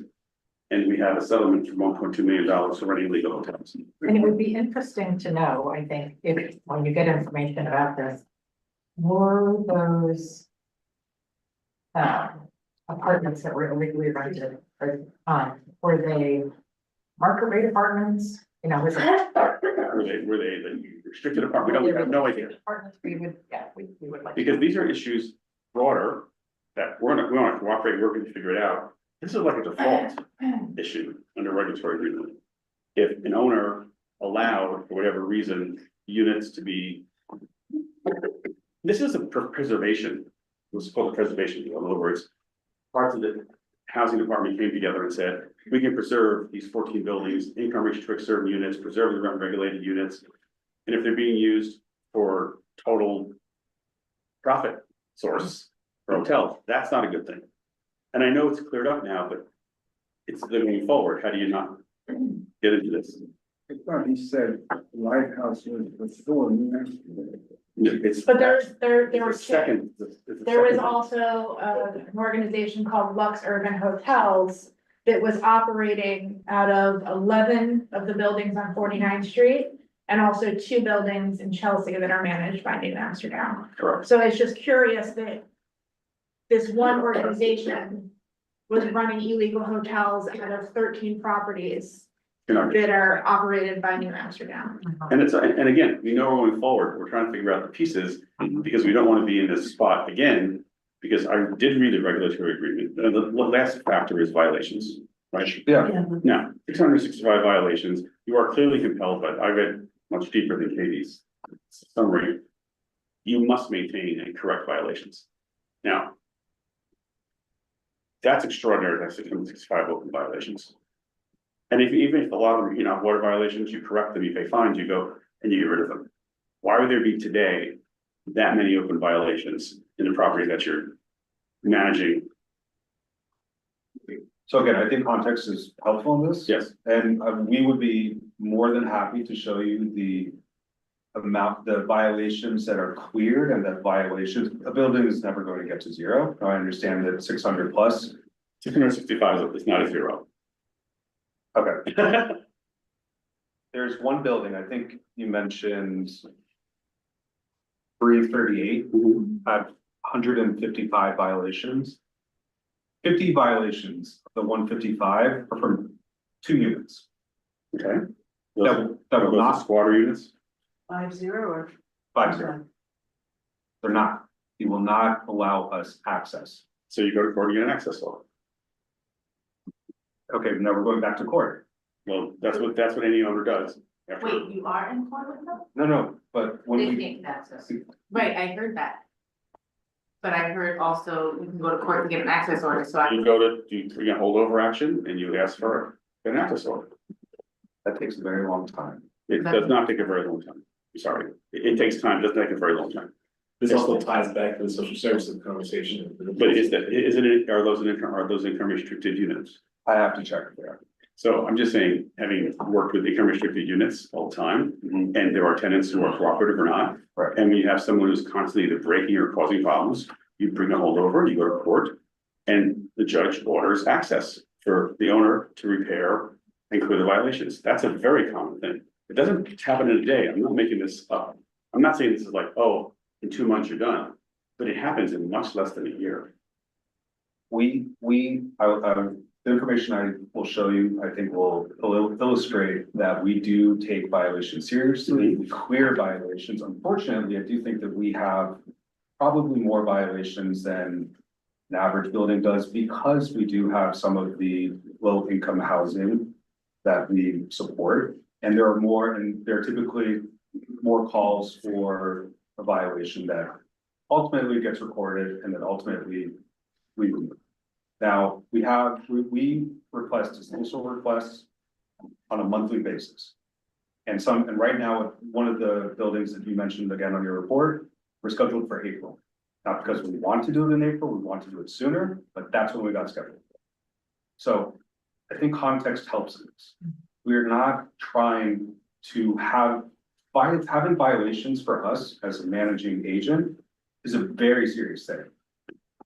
In terms of not just these properties, but for our business. And we clear, and we have cleared, and as HPD knows, as we're in contact with them, they're satisfied that we are making progress on this. And we do have challenging situations, so. Who's the monitoring part of HPD that you are dealing with them? You said they're satisfied. Are you via your regulatory agreement, are you having to report or engage with a certain part of HPD? I would have to check on it exactly. So that's the you can get back to us now. Wait, can I just ask something? You said, I don't know if you were gonna say more, but you mentioned in one specific building, 155 violations. 50 are from 2 units that are not allowing you in. Correct. And then the 105 other violations are, Or set for dismissal in April. oh, is that what you were mentioning before about April? Are Oh, set for inspection for dismissal, not for dismissal, correct? Inspection for dismissal, Yes.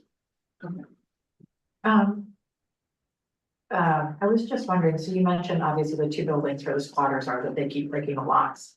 Do you have buildings other than where the squatters are that repeatedly have lock, The front door is locked for you. the front doors aren't locking well? that I'm understanding that have been broken, that were, or That that, haven't been repaired or that, That are broken That are- regularly, or that's, she's surprised at it, like, is it just those two buildings, or does it affect? no, there's more building, because it's not that the two buildings are necessarily just attracting attention into those two buildings. The population that those squatters are attracting to the block are attracting them to other buildings. Or go into those buildings, go up on the roof and take. Get on the roof. Right. Look, for it's open in the snow, someplace else come down and break a lock. That's why I can't stress enough, again, I'm not trying to go back to the squatters, but the squatters are bringing an element to this block that is extremely dangerous for a number of different reasons. If that's what we've observed, that the dangerous situation, so you're attributing it just to those two spots. Is that right? Yes, the majority of it, yes. We know that there's drug activity, there's yes. So it's just basically those two, not. Well, they're allowing and attracting other people to come in. I mean, it's driving enterprise across the streets, that's the problem. But it's basically, Dolores, Yeah, no, I mean, especially the squatters. I think it's in general, we do know in general, a lot of crime, is concentrated by certain actors that allow for other things happening, so there's this multiplier effect. But I think here is where I'm not hearing how you help yourself as an organization from a couple of standpoints. One is lack of communication with your tenants, whether they're market rate or they're income restricted, they're living in fear. And you may have some folks that are reaching out and maybe you are regularly replying to them, that's fine. But overall, the entire population across your portfolio on that block does not understand what's going on and is very frightened. So figuring out how and what legally you can communicate would go a long way into at least allaying fears, but also could provide some allyship with your tenants in the building in terms of reporting things in a regular way. In terms of how we as a board can be helpful, obviously we can't control the courts, but there are opportunities for us to at least address that this is creating. we ever in housing court before? No, I know that, I'm saying, like, we can't control it, but we can go ahead and advocate to solve for the very specific problem that's creating other problems.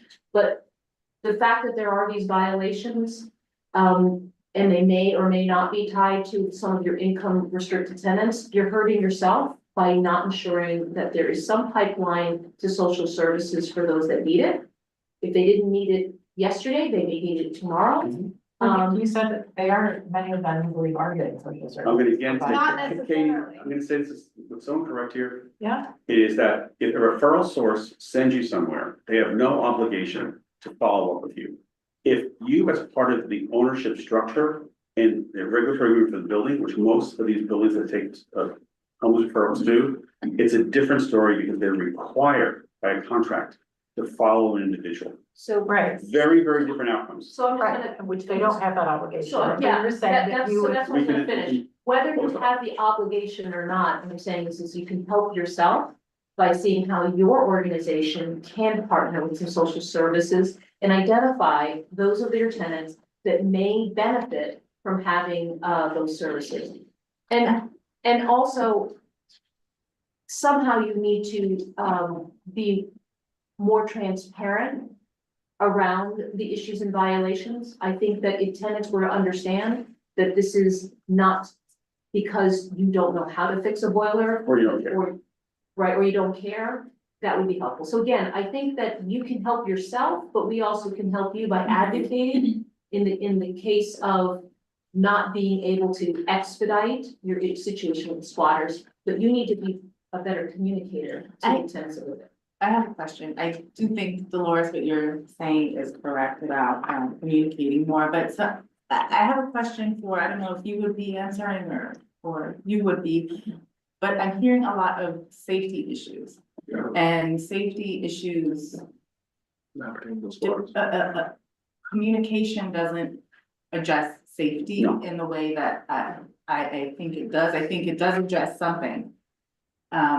I would want communication if I were living there, to the point that you're both making, but in terms of like NYPD, I'm wondering about NYPD or other steps that you all have taken to address the safety issues. Oh, so I'll just, before you start, NYPD, Midtown North specifically, and Manhattan South, It's the command for all of them. And South. they're focused on this block. No, not Midtown South, Manhattan Manhattan South, South. the whole meaning command, The whole, the 59th whole Street. command from 60th Street. from the bottom of the island up to 60th 60th Street, Street. they are focused on this block.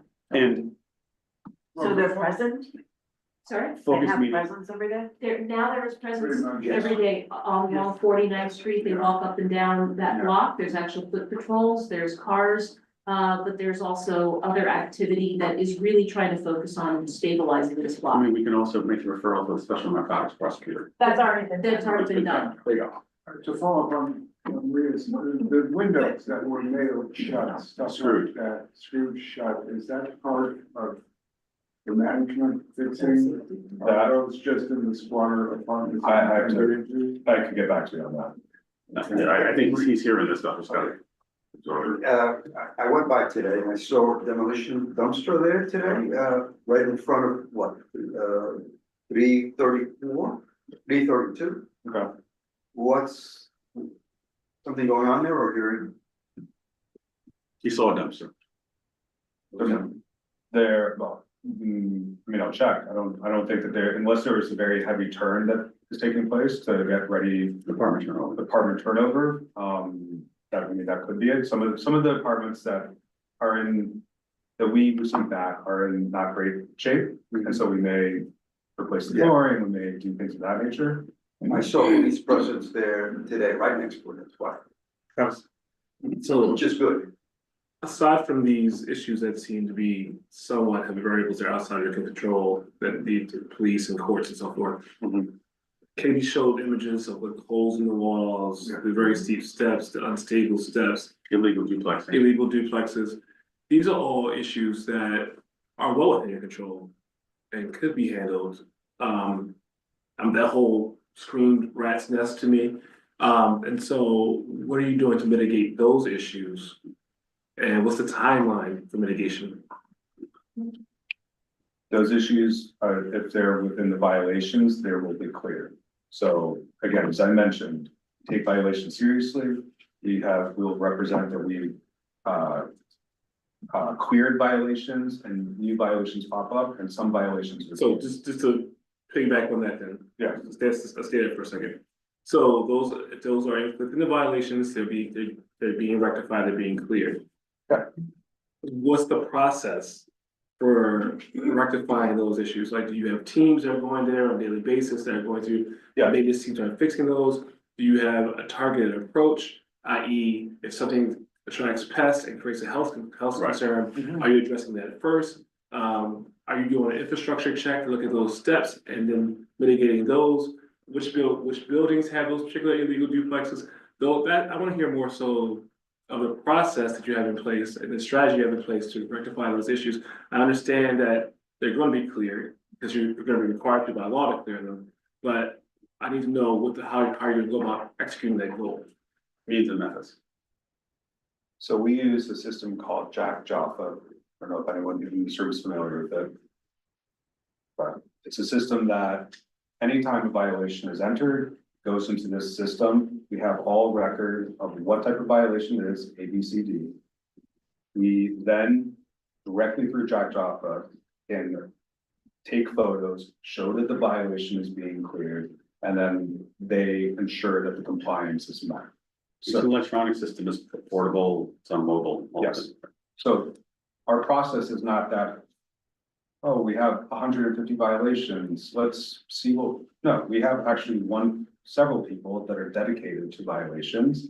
And as I mentioned, I'll show this. Violation removal.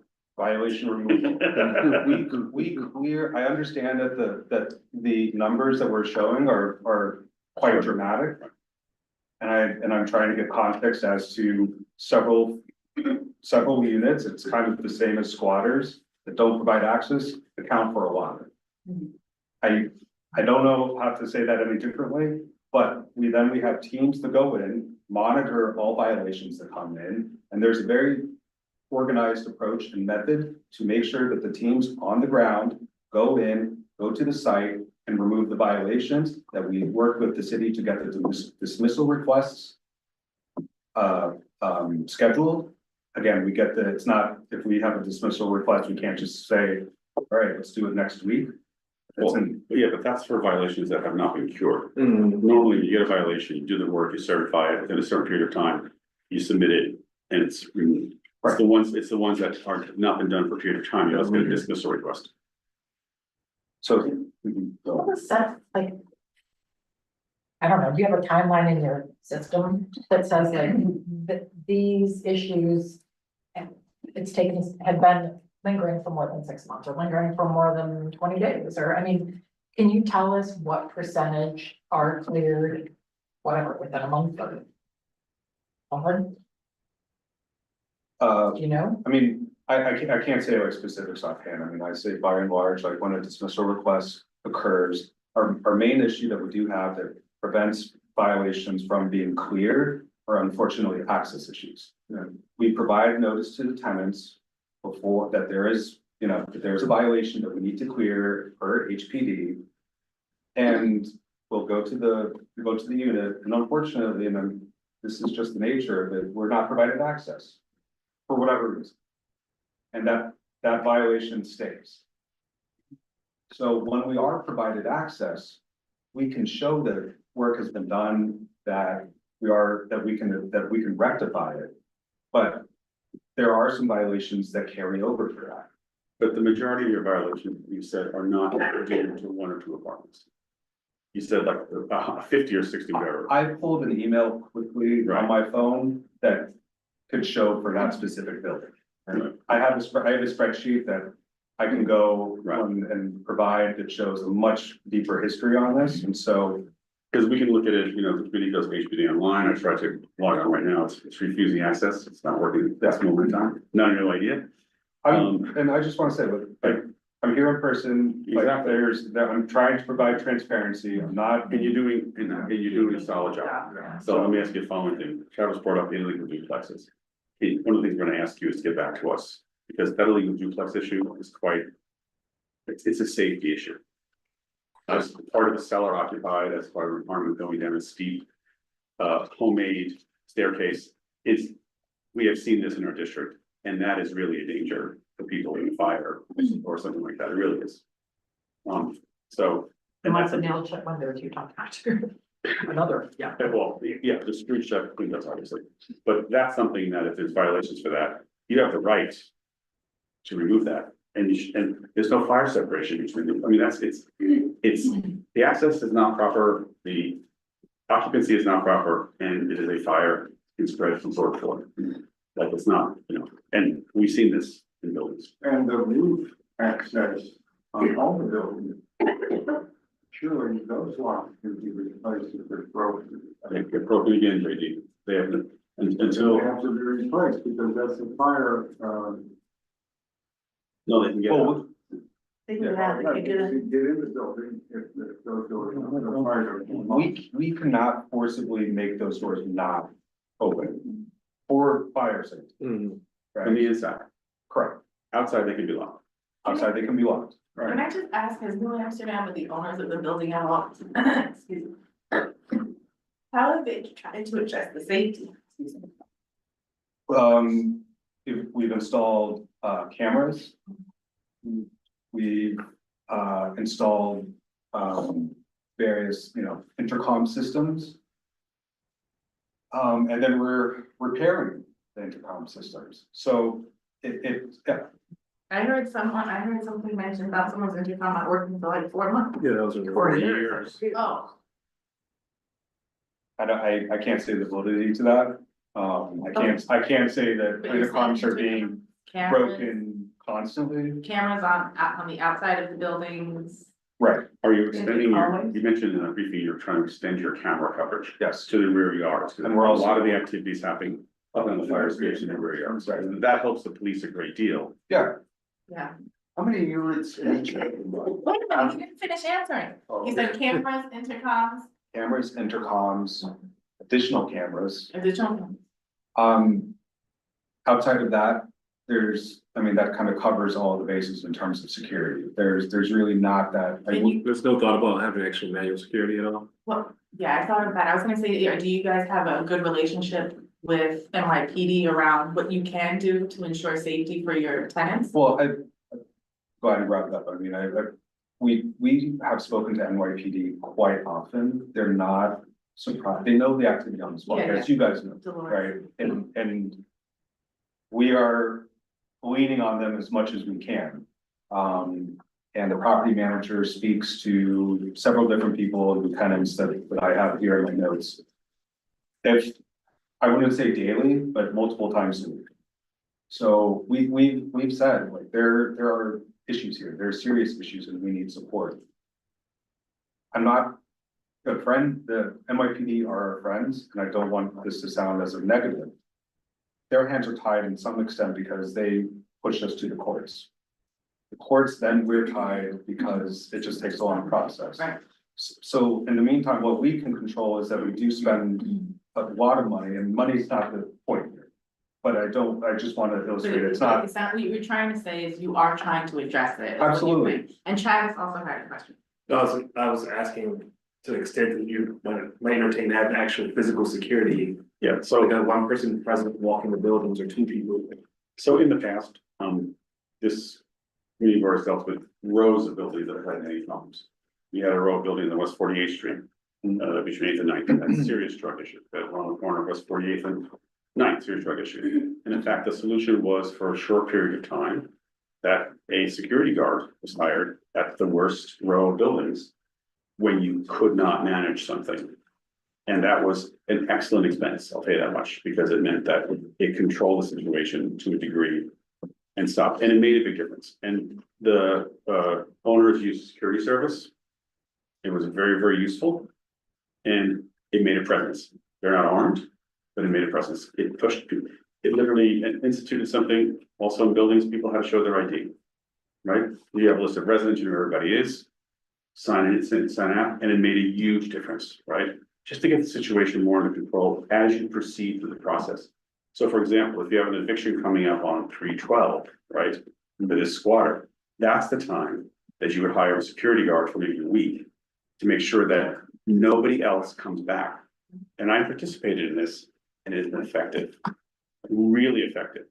Yeah, I wondered what you were gonna do after 3/12. Right, I mean, remember, Katie, when during that bizarre meeting at my own building where I live, we had the break-in and the police and all that stuff that happened when the DA was attending our meeting.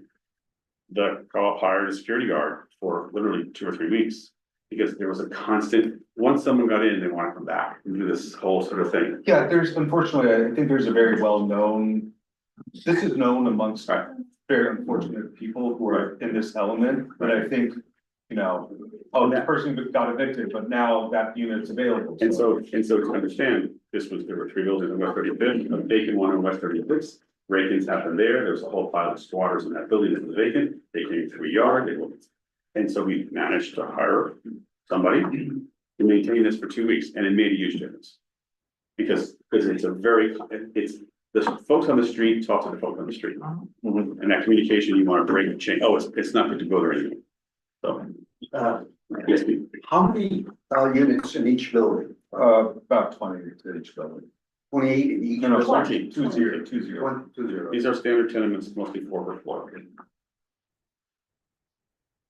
Joe, question. Yes, go ahead.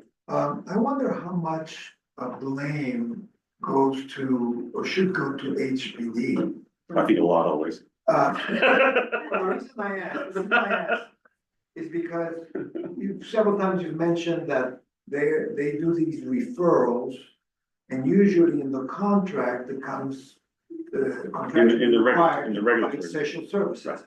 And then I read through the regulatory agreement, all of this, and there was no requirement in there about the owner of the managing having to provide any social services. So I think that's one problem with the contract.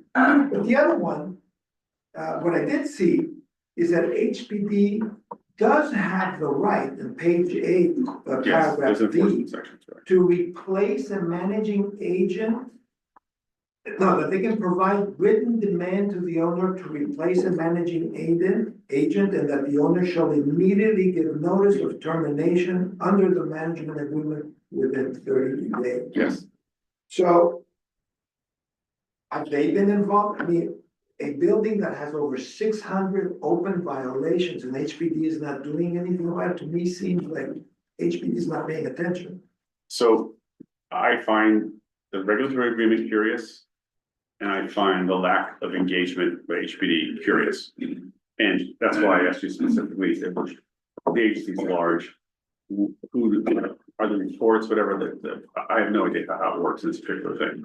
So yes, I think these are the appropriate things for us to help work with the owner to figure out what we're getting a lay of the issues here. This is the managing agent representing the owner. They're representing the owner. That's why they're here today, right? I understand that, but the agreement was made with the owner, not with the manager.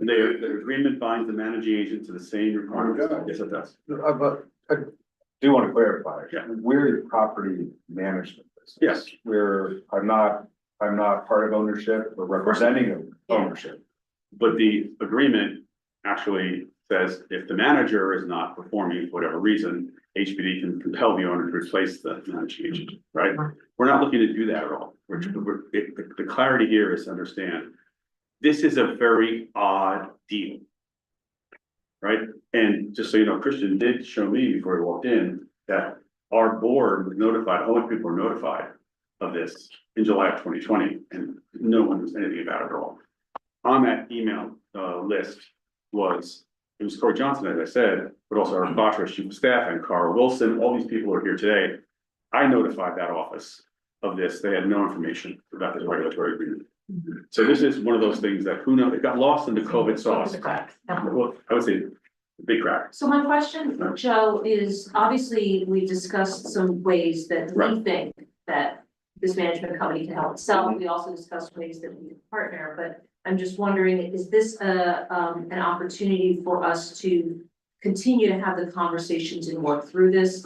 Are we premature in memorializing a letter with concerns? I'm just trying to figure out what makes the most sense, because we're just at this point just getting to know what your side of the story is.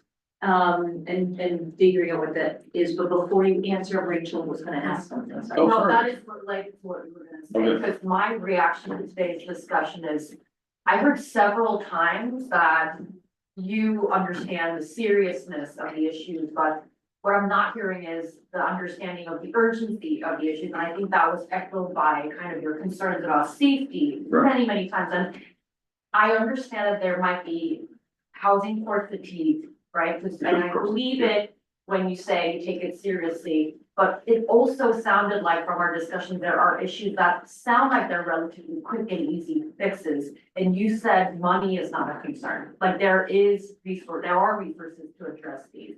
So I do think, and based on the back and forth, there are many outstanding items, many things that you said you're willing to come back to us with additional information. Someone was diligently taking notes, myself included, so I think we should definitely have a second meeting where you can come back to us and give us some updates. And there was something that investigations for dismissal, like that's pending in April. The you know. inquiry, a So lot I of think inquiry there's questions, right? definitely a need for a follow-up to this. I don't think there's much we can say, because that question about how can we help, like help us help you, that wasn't really clear. So to your point, I think there should be a second follow-up. Yeah, I think we can certainly, Rachel, jump in if I miss stuff, okay? One of the things is we would write a letter to asking for further information about things, basically, right? So we asked you about legal hotel issues, right? Your ability on screening, tenants, income restrictions, and also we want to understand what are the sources. If you say HPD, there's a broad range of referral sources that homeless tenants come from. Just understand that process better as to what the regulatory agreement states happens, so we know how it works. You've given us information about the squatters and the one eviction happening, and we gave you some very specific thought Two about. evictions coming up. No, Or no, you said one hasn't been it's only scheduled yet, one. but you're in the process. of- No, the other one is an order to show cause, Katie, which means they're just gonna go back. It's gonna get delayed. Gonna get delayed. So there's one But it on the didn't books. have it. And even everyone should know that eviction for 312 still they can, the day of the eviction, would order show cause and start again, right? We've brought up issues that we should do regular notification to all tenants about just what's happening in these buildings and noting, you know, and there are squatters in 226, whatever it is, and that's just so people know what's happening, right? And we're pursuing legal action or whatever. Right.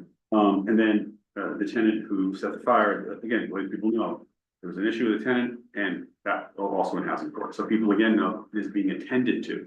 I'm certain everybody knows who that person is, right? We asked how many resident supers, we didn't get an answer on that either. No, we didn't say. No. The regulatory agreement says there is one unit for a resident super. And it sounds, For the 272 units? yes, That is not in compliance with city law. Period, not. Doesn't work that way, why would the regulatory? because the regulatory agreement clearly was written in the middle of COVID by people who are not here now. Then we asked who you report to at HPD, that was a question. Cameras, you have cameras, but you talked about putting them in the rear yards, extending them to provide more information to the police when there are these break-ins. And could that include cameras on the roof? We can get a proposal for that, and I'm sorry, Rachel. Rachel who mentioned, I just need to clarify one thing. I don't wanna make it seem like resources and money is an absolute. Nobody believes that. So, what it is that, That's like. but you have enough resources to put in cameras. We've spent my point to that is we spent a tremendous amount of money. Yeah. Over so I, you know, if I could have, 20 security guards, 24 hours a day, Never, it's not possible. never. There's a middle ground between having 20 security guards and putting a poster wall to cover up a rat's nest, right? So that is like Yes. somewhere in Poster between board, that right. has to be struck for the day-to-day to be livable for the tenants. I think once we get more information on the violations, I think that'll clear. That'll help us too, right? Then we spoke about social service partners and really suggest that that's something you should, in our neighborhood, shop. We have so many social service organizations.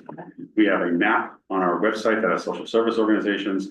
But you should speak to our district manager, he can make recommendations and have who to contact on that. We asked you for a list of those illegal duplexes, because that's a real problem, it's gotta get solved.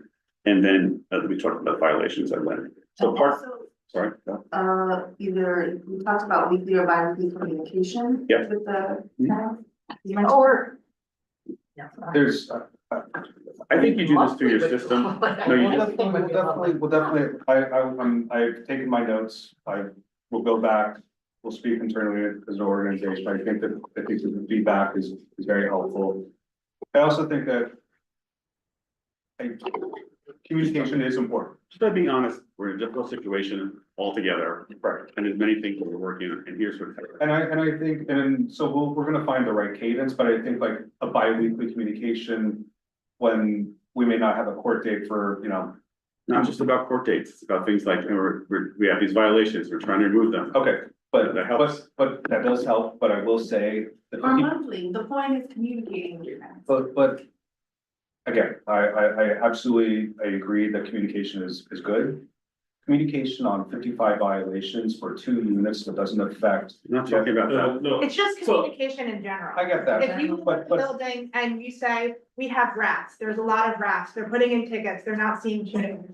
Or you are aware that there's rats, you can email everyone in the building, say, we know they're rats, we have an exterminator, this is when they're coming, please make sure you're available. It's basic, I have the same issue with my building, and it feels to me that they never want to answer an email because they do not want their answer to be documented. So they just ignore the email, and they don't talk to us, and they don't tell us shit because they don't want to be responsible. All I can say is that we deal with NYCHA, so trust me. Communication is like 75% here, okay? Yeah. I'll also say from a public safety standpoint, communication is great for your tenants. Because New Yorkers tend to be a little feisty, and if they don't feel like you're addressing issues, someone will address it themselves. So if you make it clear that you're communicating with the police, you're working with the court system to mitigate this issue, and if you see something, say something. Yes. I think that goes a long way to help you from any legal issues that might come from someone responding out of frustration.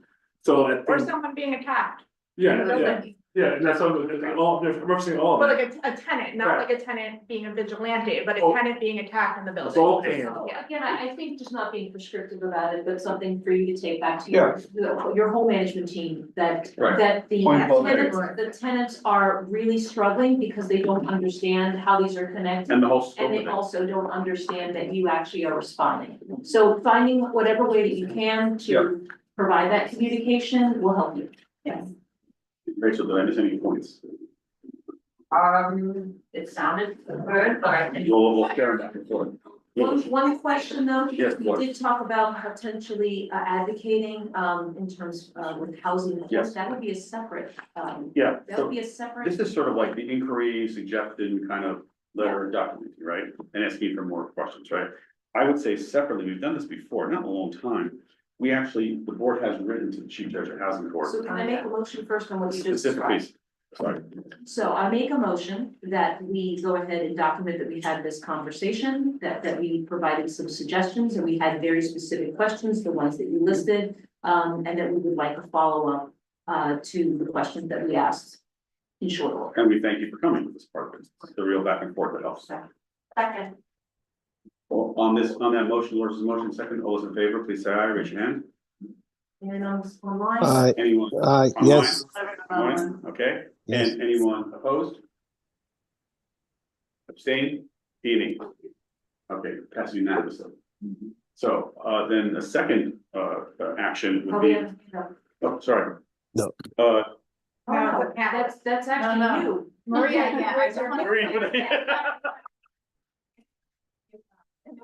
Any attendees with their hand up. Okay, so then, a second letter would, the second letter would be to write to the chief judge of the housing court, documenting these particular cases and how destabilizing they are on the residents in the buildings, on the block, and in the neighborhood.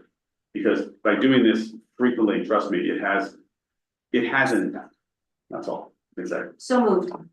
May I just Yes. make a recommendation to Yes. CC your state level elected officials? Absolutely, yes. Yes, in both of these, we'll do that. And I because think we that want- they've been in conversation, because I think you got those emails from them. Yeah, these just sort of No, Dropbox. yeah. Oh. These are the Dropbox, I was like, okay, it's interesting, you know. So on that, on the motion, there a second? Second. All those in favor? I, All those against? P&E, abstentions. Passes also. And again, we'll be in contact with our legislators. We have, what's happening in these buildings is not, maybe hasn't happened in a while to this degree, but we've had this in the past before. And the community mobilizes, engages, and, you know, the SWAT teams don't come out of nowhere, they come in order to arrest and deal with people like this. And first I'll say, thank you for welcoming me, and I sincerely appreciate the support and the collaboration. That instance, we knew when the SWAT team came, they arrested that person, and we know that that person was released within a matter of weeks. yes. So, a week. So that's, again, it's very. No, it's not how it happens. It's how it happens when there's not a lot of eyes on it for a particular reason. Trust me, the eyes make a difference. There are eyes Now. on these cases. Right, now. exactly. So- In the case of the squatters that were arrested, they're again trying to ensure that the documentation is there so that there is a prosecutable case. Everybody is looking at it. Yeah, so I appreciate the support on this. I mean, we have the same goal. And Quentin, can you just introduce yourself? And I know you wanted to say something. Yes, first off, I'm gonna move from behind this. I do like to be there. It's all weekend. And yes, for those who don't know me, hi, I'm Quentin. I'm Last name. the Jordan Quentin Halbrunner. You all know Jordan Fine, he was the liaison for CB4. I'm the new Jordan from Eric Botch's office. Just did want to give an update on this as well. Aside from everything that's happening here, we are also trying to arrange a tenants meeting with the folks in Amsterdam, which is exciting. It's going to be a little bit later this month. We don't have a date nailed down yet, but the goal is to have it by the end of March. So any thoughts on that? Anything come to me, because we're still putting together, but many of the folks we're speaking to are excited. And how will outreach to the tenants happen? Is that something that New Amsterdam can alert all the tenants of those properties that this meeting is happening? I can definitely take that back and see if we can do that. Great. What are the action, like, what are the intended action items after the meeting? Are you gonna, after you get the tenants' feedback, like, what are you gonna do with that information? Totally depends on how it goes. You know, the goal in our sense is to say, okay, there's a lot of tenants who've been living with this. There's the management. I think it's safe to say there's been issues when it comes to like tenants knowing what's going on, communication. So our goal is hopefully just sit people who live in the buildings down, people who manage the building down and say, you know, let's talk, let's discuss what's been going on. Yeah, so I think what we will be trying to do next will be very much dependent on how that meeting goes. If people are, you know, if people are all thrilled, we can all go home. If there's, you know. Guarantee is indication. I believe, but, you know, I think it. Okay, We whatever, will follow their. whatever illuminating discussion comes out of, feel free to keep us up to date. Absolutely. Absolutely. You know. But did want to make sure that you all were aware that we have that. Thank you. plan. Yes, Paul. Just one quick, if you go, I don't think anyone mentioned it, you mentioned you have 20 vacant apartments now, is that right? Yeah, So, approximately. you give us an idea of how you're managing the 20 vacancies, I can understand a lot of reasons why there would be a vacancy. No, 17 are market, 3 are income Oh, restricted. sorry, yeah. 17 are market, 17 are market. 3 are income restricted, and we're gonna get his information how the whole recovery protocol works. That's right, yes, thank you. The only thing I think that we're still gonna need from you for that second letter that we just voted on are, the specific, Index number. index numbers for those, You can communicate those separately to Sure. Chelsea. So I have my notes, but if I could ask that someone can email me, just so we make sure that we have. Yeah, everything goes to Jesse, who set up the meeting. it's online forever. I'd love to go through this meeting one more time. No problem. I'll talk to her. Anything else? Yes, Rachel. No. Oh, any other issues for tonight? Oh, Betty, yes, Betty, sorry. Okay, old, new, old business. Since at the last board meeting last night, there's going to be a letter that goes out for, having a forum with elected officials and answering questions. And I just was thinking about it today, and I'd like to encourage whoever's going to organize that to really think very carefully about how it will be engineered and operated, you know, just, you know, who asked the question, you know, how is the questioning going to happen? Whole body armor. Actually, Betty, I did after the meeting, just throw out a suggestion to Jessica, which I think she and Jesse and probably at exec, maybe they will discuss further. That type of meeting based on the last town hall that was attempted and how that deteriorated very quickly, that perhaps a webinar may be an opportunity for that to be a better discussion. Can I spoke to their Archer today, he called me. To just, I don't know, he was alerted to stuff happening, he said, just tell me what's going on. And I basically said, look, I think Excuse me, guys, yes. more communication is needed. You know, when you have meetings and people get on the same page, they feel good, and then a long time goes and it all deteriorates, and that's what's happened, and the community board feels like we are out on a limb in that some things have moved forward that we're not aware of. And so we get people coming angry and we don't even know what's going on. And so he said, well, that's something we should solve. But I said, you're gonna get a letter say we need a town hall to the elected officials for NYCHA people and the community board. And he said, well, that's a disaster. And I said, he said, but as we talked through it, he said, well, you know, I do these Zooms on different topics. He said, let's do a Zoom, and he said we can get the other elected officials, so I'm just.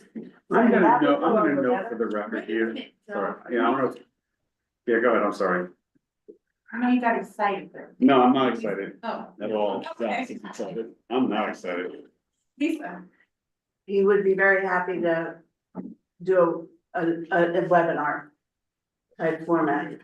And I know that you're not happy about it, but we have to think about safety. No, what I'm thinking about is, no one gets to, everyone's gotta be able to be with their constituents in a room. Yes.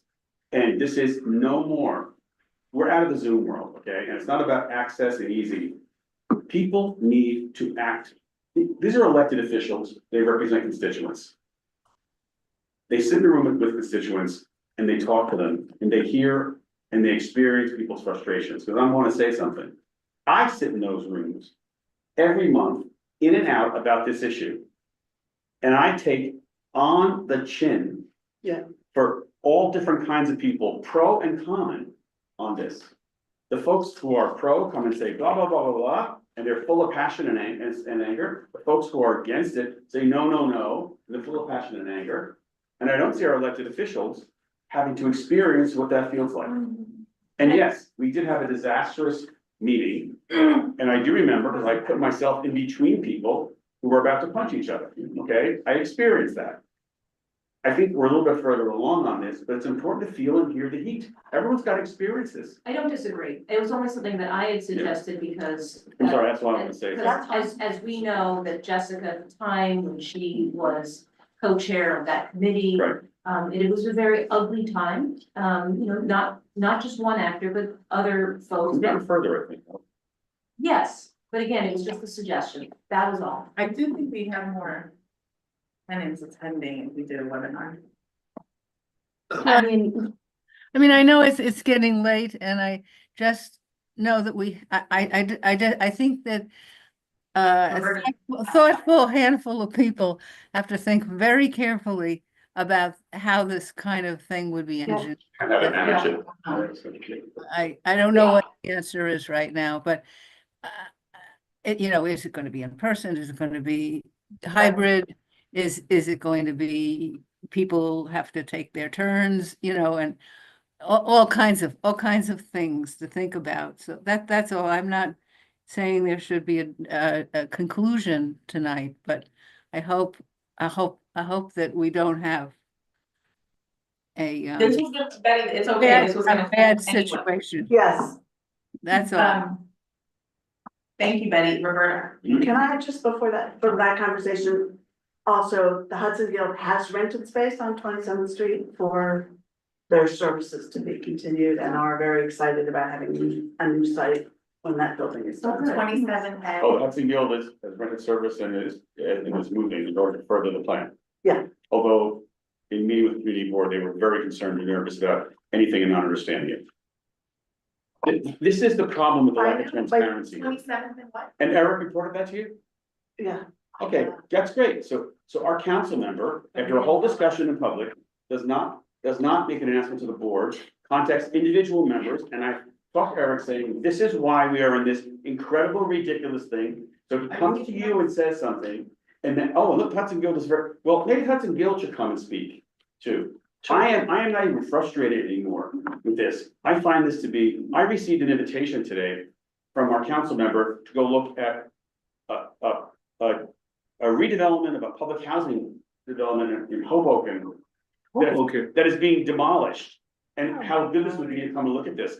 This is I'm sorry, I haven't had a chance to call him today, because I worked all day to say that this is something, why would you do this and send an email out in the middle of this whole difficult time of people trying to figure out what to do and how to come together? Let's go look at some New Jersey housing, public housing being demolished as a great paradigm. And Hudson Guild, he's called Lisa David and says they're moving and they're very excited. Well, either we're all talking to figure something out, or we're just talking to various individuals in order to. We hear you. I agree, and I mean, my basic point was, no matter what happens, we have very strong people on both sides, nobody's gonna, everybody's never gonna be happy, and the more we said that just have already. open communication and just. But he has It to is stop an being open afraid of communication. conflict. Look, he has to stop being afraid of conflict. He's He's an a elected man. official. He's a grown man. He needs to put his big boy pants on and come speak in front of his constituents. That's the end of the conversation. I conveyed that to you last month, but you need to convey that message on Zoom. Allows you to hide and allows you to control your environment. He should not be allowed to hide and control his environment. He either should stand in front of his constituents, take the arrows, or he should step down from his seat. There's nothing else, there's no in between there. There's no in between. I don't know. As someone who's worked with this council member for so long and engaged with them, and I like and work with them, I find very sincere and solid on certain things. But we have a meeting, a huge discussion last night, and the choice is to call Lisa David, one member alone, to convey something to a committee. That to me is, I mean, we're all shaking our heads like, what are we talking about here? All right, path of least resistance. Yeah. Let's get So, back to we're it. talking about Got hand up and then Katie. I mean, I did just want to sort of concur with the sentiments expressed by Betty, and I'm not saying that this is the only path, but what Dolores suggested, I think may be appropriate. If it is not virtual, really need to figure out a mixture of security and a way to Yes. prevent people from, exceeding time limits and from getting too hot, cheers and booze in an audience. And none of that, I don't think that's appropriate. And I understand why people want to get very, invested in. But it's humans. You can't say what they can do. I understand. Finish, then I would like to respond. But I do think that if you are going to do this, you want to create this sort of decorum that allows people from every side to feel comfortable speaking. Maria spoke last night specifically about these tenant association meetings where she felt that people with a certain point of view would not feel comfortable speaking. I don't, if you're going to have an in-person forum, people from one side or the other need to feel comfortable coming there and expressing their views, and that does mean keeping decorum. Zoom is an easier way to do that, significantly easier, and I'd like a little bit on the side of the preference of that because it is much easier to control. But if you're not going to do Zoom, if you want it to be in person, and I understand there's compelling interest to do that, you really do have to figure out a way to control the room from a safety as well as a decorum perspective. So we do have a precedent, and as a community board, of hosting an in-person meeting about something very contentious, where we managed it very well, and that was speaking to the Port Authority about the demolition of. Oh, yes. And we created a forum, 350 people. 350 people, everyone got to speak. We timed it, and that's really how we controlled it. It literally was microphone. I know it's very different, but there is a way where it's just saying. People's homes are gonna be demolished in the original port proposal. Yeah. I'm sorry, this is not the factor. I agree it's not the same, but I'm saying we can control by having the setting being like, everyone is allowed to speak. You all get 1 minute, you have people line up in front of the microphones, they just go, and it's about, again, the whole point of why we were so outraged. And want the electeds to hear this is because they're not listening. And if we create where it's not that they're talking, where it is that they have to listen, there is a way to control that. I I do understand, think- how did you maintain the quorum by just letting people speak at midnight? What if they went out of the quorum? What would you do? I don't know, I was very good at managing. I wanna focus. I said next. I said I was gonna respond to Roberta. One thing is, going down the rabbit hole of what ifs is not helpful. It is what do we do to mitigate or decrease the frequency of something occurring, right? And I do think there is a lot of value in having in person. I do think if we do it virtual, we will have more tenants. And I lean towards that just because I believe we need to have as many tenants as possible attending this meeting. Okay, and there's over 3,000. Right? This is about all of them and all of their homes.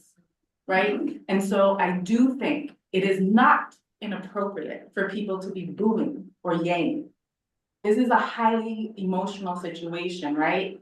And I think it is appropriate to say, I don't agree, or I agree, right? I do think, but I think it's about how do we whoever is gonna be part of making a decision about how that looks, the guidelines, what are we gonna do? What you're saying, the security.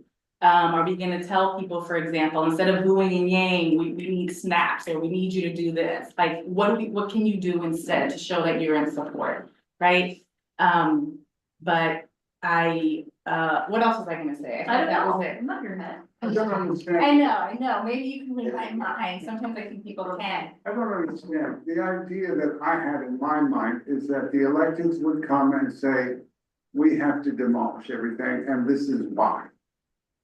Well, So if they're on the screen, and we're all sitting there like it's the Soviet Union, and our great leaders are on the screen preaching to us, and people are gonna yell, but there's no back and forth then. JD, the only So what thing is the is, point of that? so, you weren't there last time, so it was Joe and I think it was supposed to be led by, I don't remember who, personally, it felt like Joe and I were managing. It was Jeffrey. Jeffrey, it felt like Joe and I were managing, okay, what was happening. And so we did have a presentation that we were gonna do first. People started speaking so much that we had to stop that part and allow people to come and speak. I do think it would be important for the electeds or the development team to come and speak about, like, this is. Not the development team, the Whatever, electeds. whatever. The point is I think there needs to be information for the tenants. If I'm a tenant and I live there, I need and I desire and I want and I must have correct information. Not BS information, which sometimes we have been getting, but I need correct, Changing. yes. Correct information, make it short and sweet. That would be my vision. So But how does it happen if we're in person and people are gonna cut us off? So, but we're only, I think we're not deciding the venue. Yeah, we don't need talk about the to, letter. you're right. The letter. You're right. So Betty, I had mentioned, Thank you for bringing that Maria up. before the meeting, Correct. that I also thought this should be brought up during new business, because I do think there has to be a lot of input from a lot of us, right? As to how this meeting can be structured to make it Productive. productive and effective for everybody. I'm actually hearing some pretty conflicting things here this evening. Because some people are saying, no, we need to hear from everybody. Everybody needs to be able to have their voice heard. Well, if we want to hear from everybody, then that just means that we want the electeds to just sit there and listen. I think that I kind of thought that part of it was to ask questions of the elected, as I recall. Exactly, yeah. And so there has to be some way that can be handled, you know? Yeah, and so I was, one thing that I mentioned a little bit to Maria last night, and I think there has to be a group who Figures it out. figures it out. But I think that one thing that would be really helpful is we already know what a lot of the questions are gonna be related to. I think and I think it would be helpful to the electeds and to everybody who's coming to say, we're gonna have a town hall, and here are 6 things that each of the electeds is gonna speak to. And here is a presentation that's going to be given, that's gonna be 10 minutes long or less, that is like, here are the dates and the facts. These agreements have been signed, these are binding, this is still coming, the intended first, whatever is gonna happen on this date, whatever the facts are, right? And then, and then it's gonna be open to, and then I guess the question has to be, it cannot be the case that everybody gets a chance to speak and that everybody is going to get an answer to their speech. I mean, we literally, even if we had 6 hours of a meeting, that couldn't all happen in a 6-hour period. So I do think that we have to come up with either sit there after you give your presentation, sit there and listen, everybody gets to speak for 1 minute, or I don't know, we're gonna ask for questions ahead of time, and then they're gonna answer those questions. I don't know, we'll have to come up with a moderated Q&A. We actually did this during one point of the working group with everybody, where people put in a question, right? And they were either written or they were, remember, it was the middle of COVID too. So therefore, those questions were put in, and then someone from the board read a question. Right. So that might be an element that we do here. Yeah, The one thing I want to avoid though 100% is the lecture from our electeds. Because that will turn people off so much, Right, as opposed but to I this do- very simple, you know. I agree that, but like, I think we should literally say every elected has to answer the following question. Why do you support demolition instead of repairs? There you go. Renovation. That's Yeah, right. that's the point. They Yeah, I mean, no, literally, to make- they need to know As that they the have clear, to answer as that clear question. as possible. So Yeah. again, back to Question. the letter though. So I think that clearly The town hall. whatever happens, we need to be very thoughtful around what makes the most sense. Not only from a perspective that it is satisfying to tenants, but also that it is comfortable for people to participate, et cetera. But the letter should only be at this point that we invite the electeds to work with us on developing the Agenda. town hall, structure. Yeah, The letter that passed last night, that I made the motion, was not about them developing a structure. That's right. It was inviting them to a town hall meeting, and the letter Maria already drafted.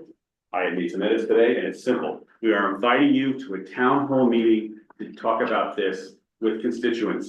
Because there have been many frustrations from neighbors, tenants, whatever, and that's it. It's simple, not about anything. And that's negative. fine, so there is a We letter. want to get it out there. That's fine, so there's a letter already, so then We made it so simple. I think that tonight we're not gonna figure out what that No. structure is. So is there a recommendation that there is a working group? Or is that this is something that goes to exec? So we have the Chelsea National Working Group, we're gonna talk about this, and figure out how is in other words, how do we manage this thing? Not just that small group, but how do we as the board manage it? That was the idea. Okay, so it's gonna I see data. For the working group, task force, whoever is managing this, I think the important thing to weigh here is what is the goal of this? Yeah. How much of it is getting an answer to, you know, the question of why did you decide the way you did? And how much of it is for airing concerns, right? We'll Because be both, we'll be both. technically speaking, they should have been listening to the various meetings where people kept showing up, you know, they were coming to every single meeting, right? They have voiced And their both anger sides, from both both sides. So weigh that, and what is our goal at this stage, like at this juncture? What, I mean, around, So And then we, my overriding concern would be to give attention to security. For meeting management. And security from, all I can remember is there was a meeting once at the Fulham Community Center where Jerry Nadler spoke, and he was there with his bodyguard. uh-huh, And they And threw the things issue out. was NYCHA, I remember that. and it got so contentious that they started to approach Jerry Nadler, and the bodyguard took out and showed everybody that he had a gun. So, that struck me. That struck me. So whatever it is, whatever format we end up doing, if it includes Security. in person, Yes. security has got to be. Any other point? I'm gonna try to move us a little quickly now because I see it's after 9. So security, Lisa? I think, I may be wrong, but my sense is if this is decided, I mean, Nothing is decided until the. Wait a minute, let her just say. I know, but this is. If you mean if the town hall is decided on? No, No, it's she a means- project, if demolition is decided on. We're not there yet. well, actually, legally, I have no idea. I know that, I know That's the that. end of the sentence. Then the goal is to say, you know, either way this happens, there's groups that are not gonna be happy. Yes, We need to move to a continuous process where whatever we're executing, we do thoughtfully and that issues are being raised and addressed as we go through. Uh-huh, We need to sort of get, uh-huh, maybe we don't need to get over demolition or uh-huh. rehab, but it's like, there's a future here of several years where the process matters and we need to establish a pattern of communication and these are our big concerns from the tenants and how do we address those or manage that as And best as we're in possible. a created fog. By NYCHA. And unfortunately, some of our electeds. This has been, we don't have any firm thing about, this is it, that, this is a, That sounds extra, but it's true. yeah, You can also watch the city council. Yeah. watch the. It starts at 3:10, where they talk specifically about this project. I said that to you yesterday, Katie. I hear you, that you say, but I don't know if it's final. That if I were not involved in these meetings, that I'm involved in and watching what I'm watching, and I haven't even read all the materials yet, because there's so much. I would be in the same place as you, thinking this is final. Like, the decision has already. No, I said, I don't know if it's final. Right, I know that. Yeah. But I would be in your, what I'm saying She is said I she would share your understand. opinion. I understand what you're saying, where you're coming from, it's not clear. That's what I'm saying. Dave, can we go to David? Actually, I'll cede to Lydia, because I think she has something pertinent to say, Yeah, it's not final. NYCHA announced at the city council housing oversight committee that they had not filed the section 18, which is a piece of, document they have to file, a basic document for any demolition. They have not even filed it with HUD. It is a lie and it is a false narrative that this deal is done. You really must watch that meeting. It took place on February 22nd, or 26th. We were there. We also would like you all to know that we filed a FOIL request on from the Chelsea Neighbors Coalition, I live around the corner from you. That we received the 3 RFPs from the original bidders on this project, all of which were for renovation. All 3 believed they could do this project using project-based Section 8 funds. We can share those with you. Joe and Maria both have copies of them. We came tonight because we are deep in the weeds on this and we have exactly the information you were talking about at your last meeting. We came and we saw. What you need to know is that the elected officials aren't up to date on the information. They have taken their talking points directly from NYCHA. And when Eric Botcher reaches out to you, as he reaches out to me, as he reaches out to Joe, as he reaches out to you, that's a divide and conquer strategy. Please, please, please, let's all remember, let's represent a vulnerable group of people, the NYCHA tenants. Let's represent the adjacent community, because that is exactly what the elected officials have not done. Thank you. I mean, the thing that I'm gonna put in our Dropbox that I'm shocked at. From a source I didn't expect, Layla Jasico did a FOIL request and got all the responses for the 3 bidders that proposed, right?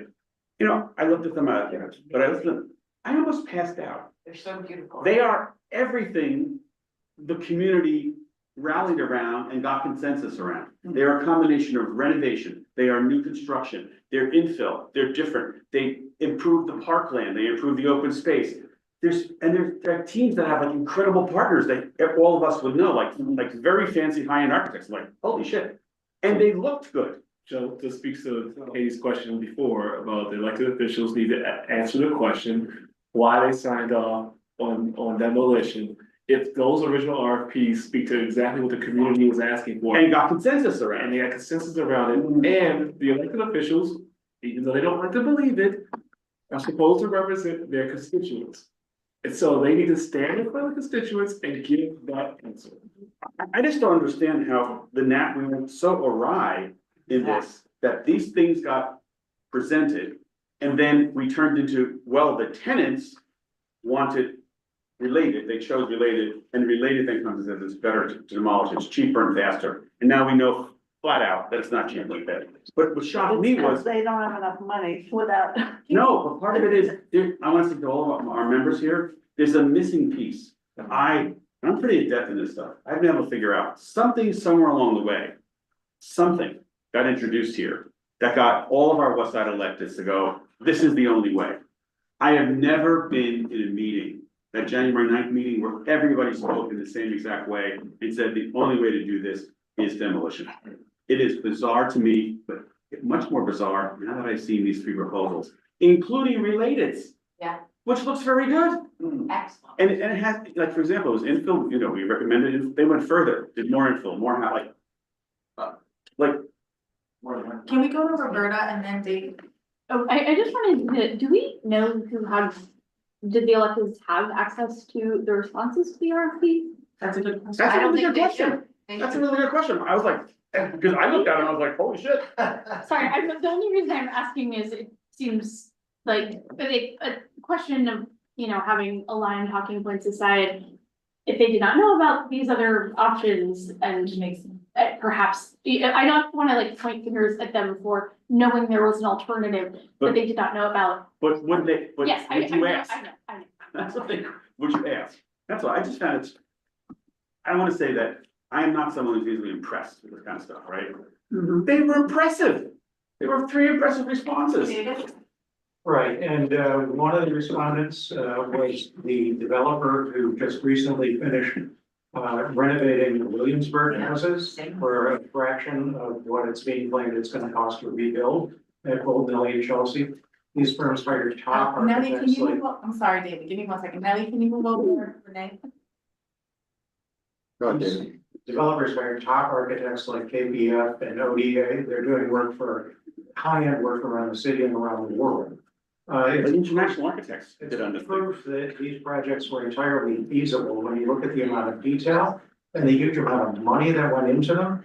And the fact that no new RFP was issued after the stove exploded, that means these folks have legal standing if they wanted to initiate a lawsuit over the way this has gone forward. But they wouldn't, because they're doing business for the city of New York, David. They're never gonna do that. That 1.9 million is no bid contract. Yeah, and I know it's late. Well, what is it really? Is it 1.7? Is it 1.8? Is it 1.9? He said 1.7, we were told I know. 1.9.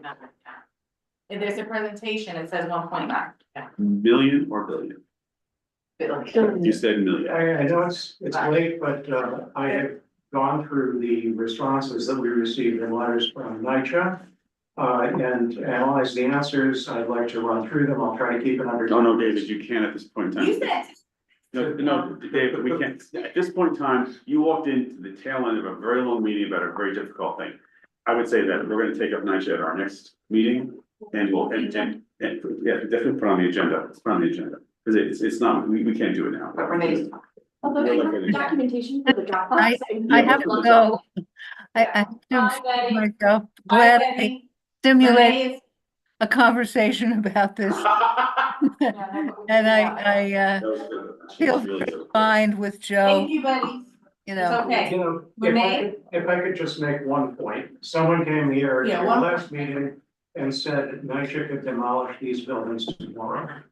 That is No, 2 of them. true. Not true. Even the first 2, they cannot demolish. You've got the section 18 in place. They need to go through the NEPA process. We don't even have the second document that's required by NEPA, the draft environmental impact statement. And by the way, the MDA indicates that related only has liquidated damages on this project of $10 million. They could demolish those buildings down the road after they've gotten the approval and decide they want to walk away from this project or hold it hostage for a better deal for themselves and only have to pay $10 million. That is lunch money for them.